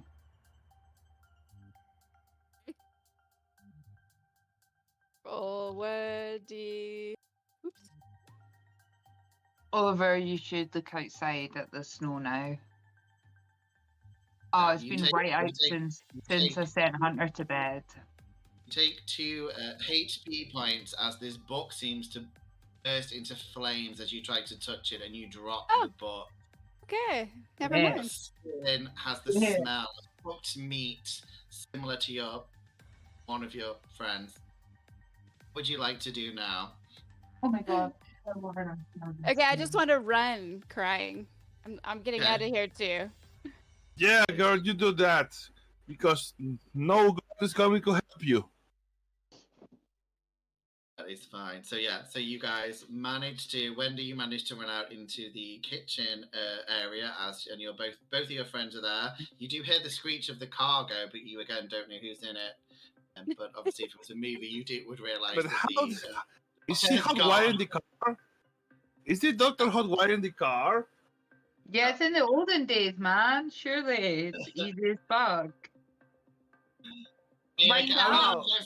Technically, yeah, I'm gonna say if the doctor wants to get away, you're gonna have to do me a mechanical check to see if you can get the car to me, or you're still gonna be there. Mechanical or drive auto, because surely it's not like if you know how to start a car, you know how to start a car. But we said it was the Reverend's car, so unless you got the Reverend's keys, you wouldn't be able to start it, unfortunately. Yeah, that's true. Yeah, so it's the olden days. Yeah. Oh, nice, nice. Okay, yeah, easy. Off, you're fine. Yeah, bye. You're fine. You I see Wendy run away, right? I see this book, flaming book, and there is an arm. You said there was an arm in there, in some kind of altar. You said there's a heart in a bowl in that room. It's a half-heart bowl with red liquid in it. I can't believe I passed that. Sorry, that's so good. Oh, you've done it. Can I just kick the ball out of the pedestal, whatever it is, and just kick that ball out of the way? If you want to go in that room, that's fine. Please roll me a sanity roll. To be clear, I was already in the room because I went in to tell Wendy to get the fuck out before she burned herself. So I'm rolling sanity, right? You need to roll me for sanity. Yeah, sanity. That's success. Nice. That's you. Yeah, no, you don't take any points of sanity for seeing this. You've seen enough. Yeah. So yeah, you guys are both in the kitchen, and so sorry, so you explained to, I guess, Wendy, explain to what you've seen with this weird bowl thing with the blood in it.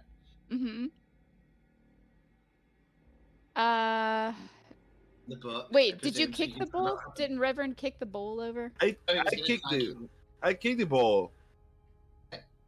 Yeah. I'm going to destroy this unholy thing.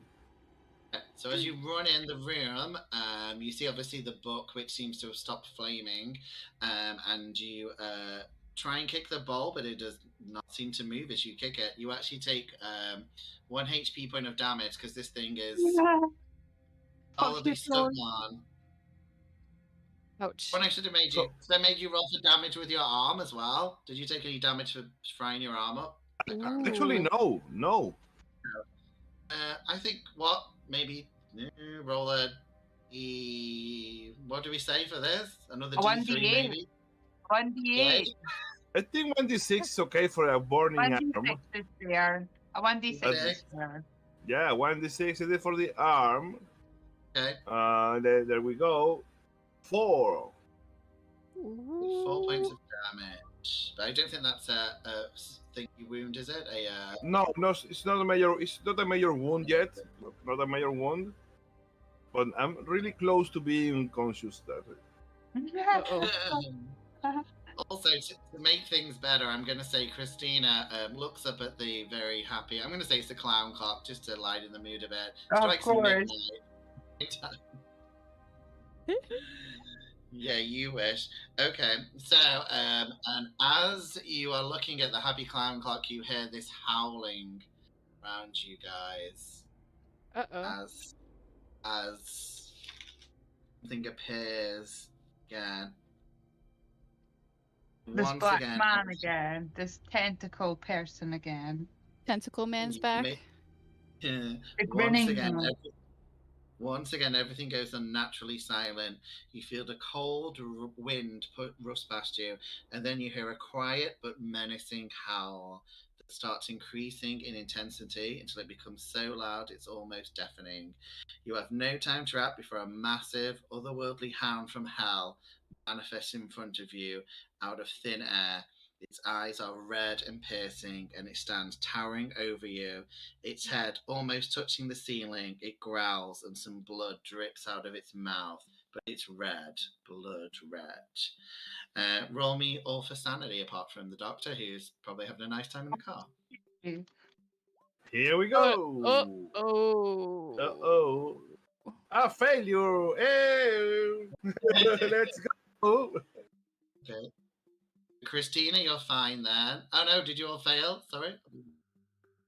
I failed. So it's just Wendy needs to roll, but the other two of you need to roll me 1d6 for being this hellhound, and Wendy also needs to roll me a d6.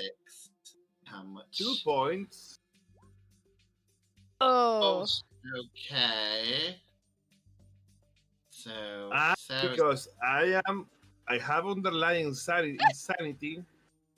Oh shit! So all of you now crazy. All of you now get crazy. Lee, at least you know the craziness that you will now do. You like to eat yourself, but I am going to let Andy and Christina roll me a d6 to see what possibly gorifying one you get. So just roll me a d6 and we'll see what you get. You know. I got a 2. Okay. Oh, okay. You find yourself as well. So we got a 2 and a 6. So Wendy, not as bad as the dear Reverend, but you get you thinking, like, seeing all this tasty flesh. Oh no! What would it be like? What would it be like to eat a dead body? It sounds pretty fun, right? No. So you're just. I'm gonna say, Sam's not looking very good, if you know what I mean. I will allow you to do a medicine roll if you want to see if he's still alive.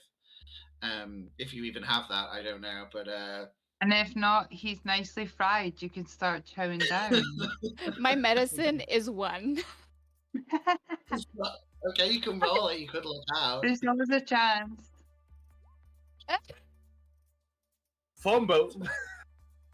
So bad. No what? He's dead, but I don't care. Dead. Yeah, you think he's dead, but let's just say he's a little bit alive, and you just start chowing down on that tasty cooked. No! Tasty cooked, the little bit of his arm that is left anyway, he's eating quite a bit. That stubborn bit. Ew. And Christina, But they did well. I'm not going to say anything because it's very fun. But they didn't roll intelligence for the bout. Oh, okay. Sorry. Yeah. Okay, sorry. Yeah, sorry, Christina. You can you can roll for for intelligence to see if it actually happened. Sorry, yeah. I'd have saved it. Yeah, I think it's actually it's a success. Nice. You actually understand, so you go crazy. Yeah. Christina, Wendy, we My don't favorite. know yet. Wendy It's gonna my actually favorite. start eating. What did I do? Roll intelligence at the very top. Oh. Yeah. Sorry. Oh no. Oh no, that's good. It's the one you want to That's fail. good. Yeah. Yeah. Okay. That Yeah. means Sorry, your mind none just of shields you. happens. Fine. Okay.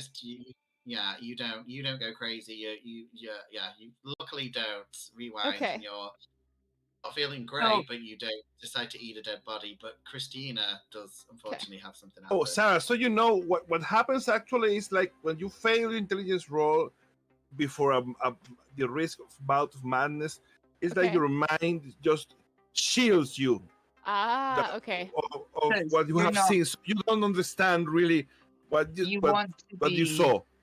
Yeah, So you you want just- to be too Okay. unintelligent to understand what's going on. So Now that yeah. makes sense. Okay. Yeah. So like that's why it's like yeah. I'll You go take it. even madder. Like Okay. I'm going to. Christina get? I'm rolling again because I can lose Oliver, sanity what because did you get? Oliver, what did you get for that roll? Because I forgot. Was it a 6 or a 5? he got 6, right, Oliver? Okay, so yeah, yours isn't as bad if you rolled high on this. So you just get a compulsion to steal precious objects. So I'm going to say you're looking at that cash register like it might have some precious things in it that you really Ooh. want. Yeah, you're heading over to that way. But also there is this demon hound that has just appeared in front of you guys. And Christina's very interested in the money. And Wendy, you seem shocked, but you can see the massive demon hound thing there, and I'm guessing the Reverend again can also see the hound. But I'm too busy. I'm too busy deciding which part of my arm I'm going to eat. So I just go and say, "Demon, you are not going to eat me. If anyone is going to eat me, it's going to be me." And I get a very nice chunk of flesh with my teeth. Oh, really? Ah. Okay. What I'm going to say is, It's already fried. It is already fried. So I'm going to say the demon hound just seems to be sniffing around more near the Reverend. Reverend, do you think the Reverend would possibly try and spare everyone else? sacrifice being- himself. Uh, Yeah, possibly. No, Do you think he would? no. Actually, he's really hungry and busy munching at his arm now. So Okay. it's not going. He's not going to share his arm with this demon. It's all mine. Oh. I'm kind I'm of gonna thinking about say- unloading my gun onto the demon dog. Ah, that's true, you can. So what I'm going to say is this is what the demon does do. So all roll me for luck, and we'll see who gets the lowest score for luck to see who the demon dog is going to go after. He'll have the lowest now. Mm-mm. Christina got 50, but we've still got everyone else if they get lower than she did in numbers. Yeah, You can see the one. Leo, you too. If the dog actually decides to attack you. I don't care. I'm eating. I'm busy. Don't bother me. You still need to roll though. The dog might not care about you. It might care about you. You don't know. So you still need to roll to see. Look. So- Okay, look. Yeah. Of course. Look. Oh, That's I'm Wendy. lucky. He's going to leave me alone with Fine. myself. So it's just Wendy to roll to see if the dog is going to get Wendy or Christina. Yeah, I got 11. Sorry, Christina. I think because poor Christina is bout of madness. To get the money out of this till, he doesn't see the massive demon dog from hell as it does rip poor Christina apart and starts to drink its blood. So I will allow Christina to tell me her death scene with the dog. Or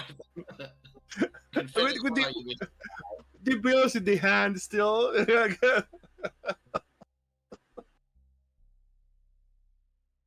You're muted, Oliver. I think you're muted. Yeah.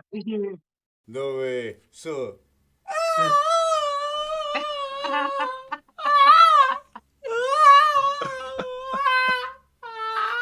It was even funnier when watching on stream.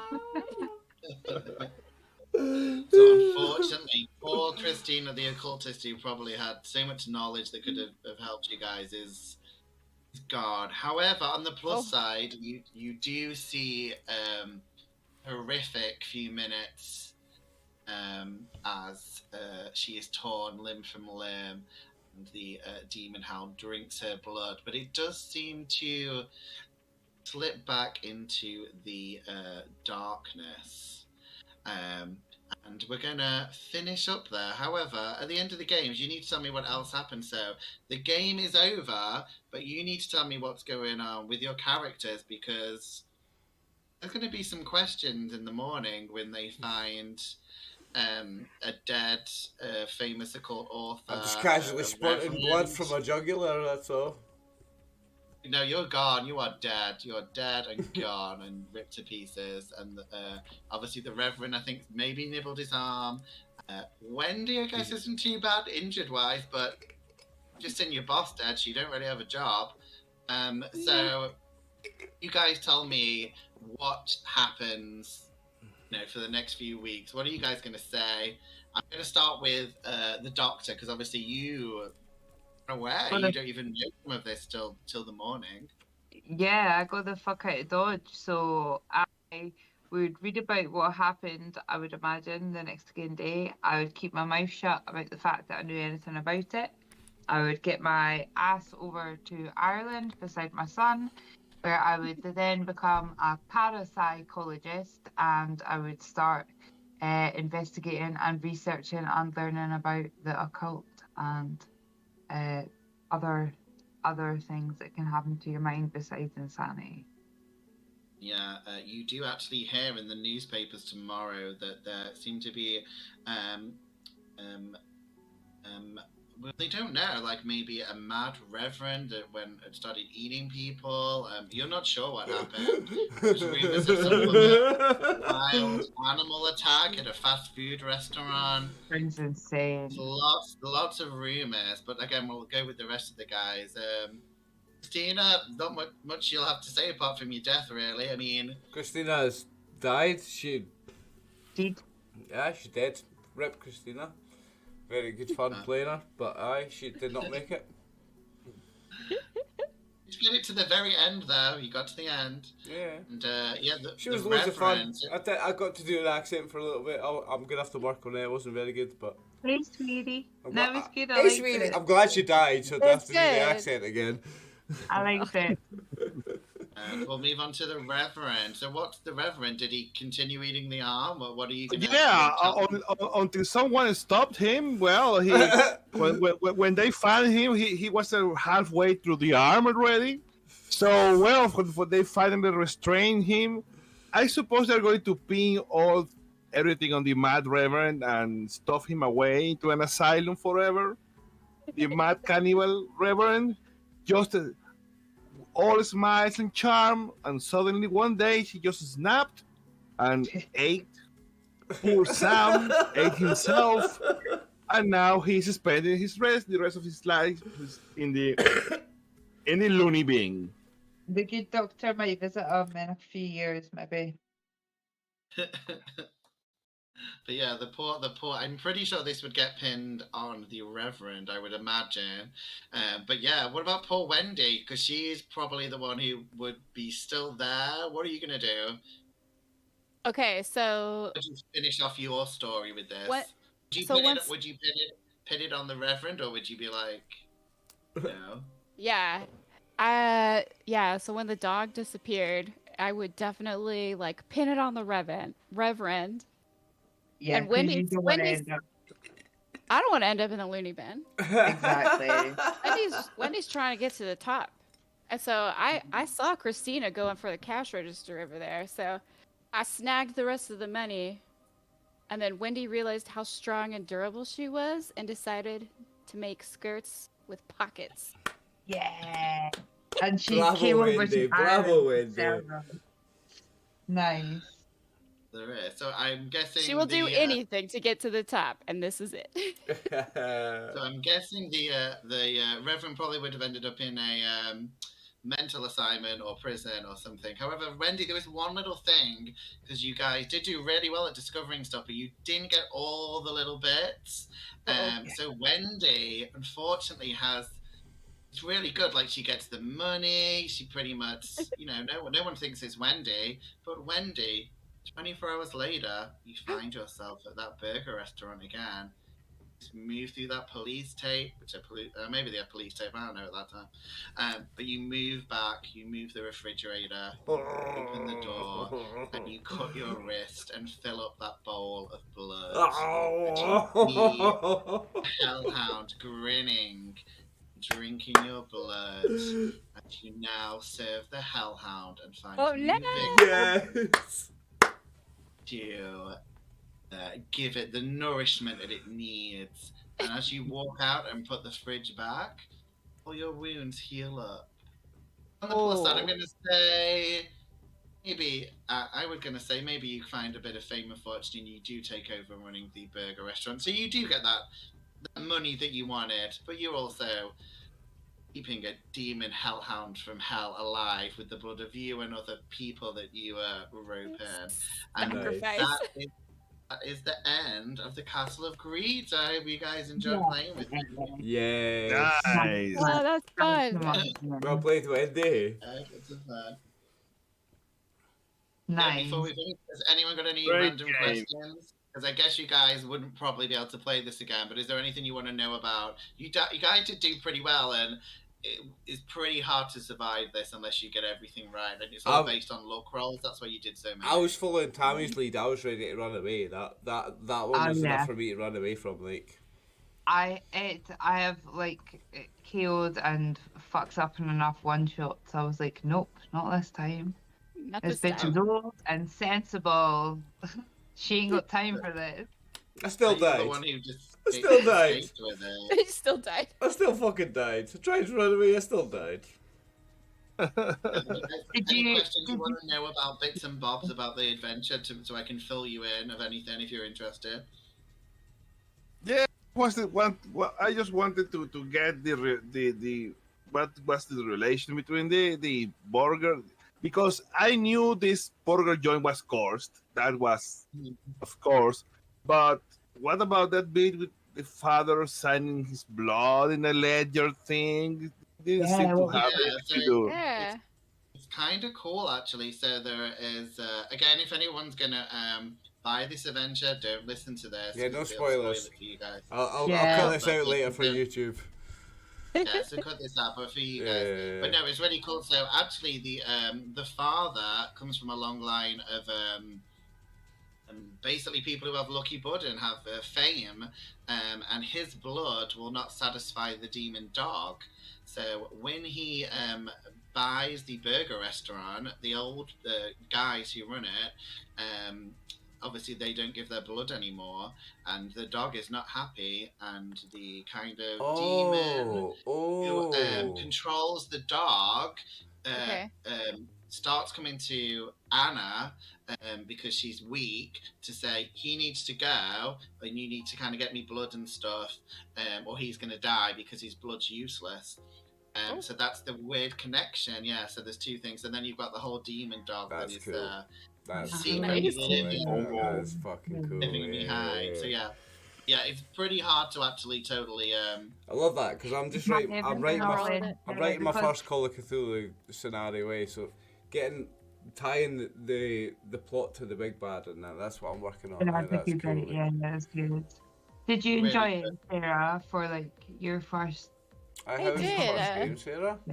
Yeah, that was really fun. Was it easier than you were expecting to play? Yeah, no, you guys were really hopeful. But no, that was awesome. That was fun. I kind of got the hang of it now. Get my feet wet, so. It was quite a mild one in terms of like some of them get pretty graphic. Like you forget sometimes that you're like, yeah. It was a wee bit. It was a wee bit graphic for a minute there, though. To be fair, it was a bit rough, like. Yeah. No, but yeah, it's pretty good and it does get. So that's expected here. Body horror, gore, horror. I like the horror. Yeah. This was a gory one. Yeah, it didn't have the creepiness. It was more gory. I like that one. Yeah, it was really fun. That one. No, there was some creepy bits. Yeah, I like that one. Yeah, that's good. So I'd fun. Yeah, and I could have minutes, but I thought we'd just push it. So I think we did in 4. Did we do in like 4 hours? It's not too bad. Just under 4 I hours. think. Yeah. Yep.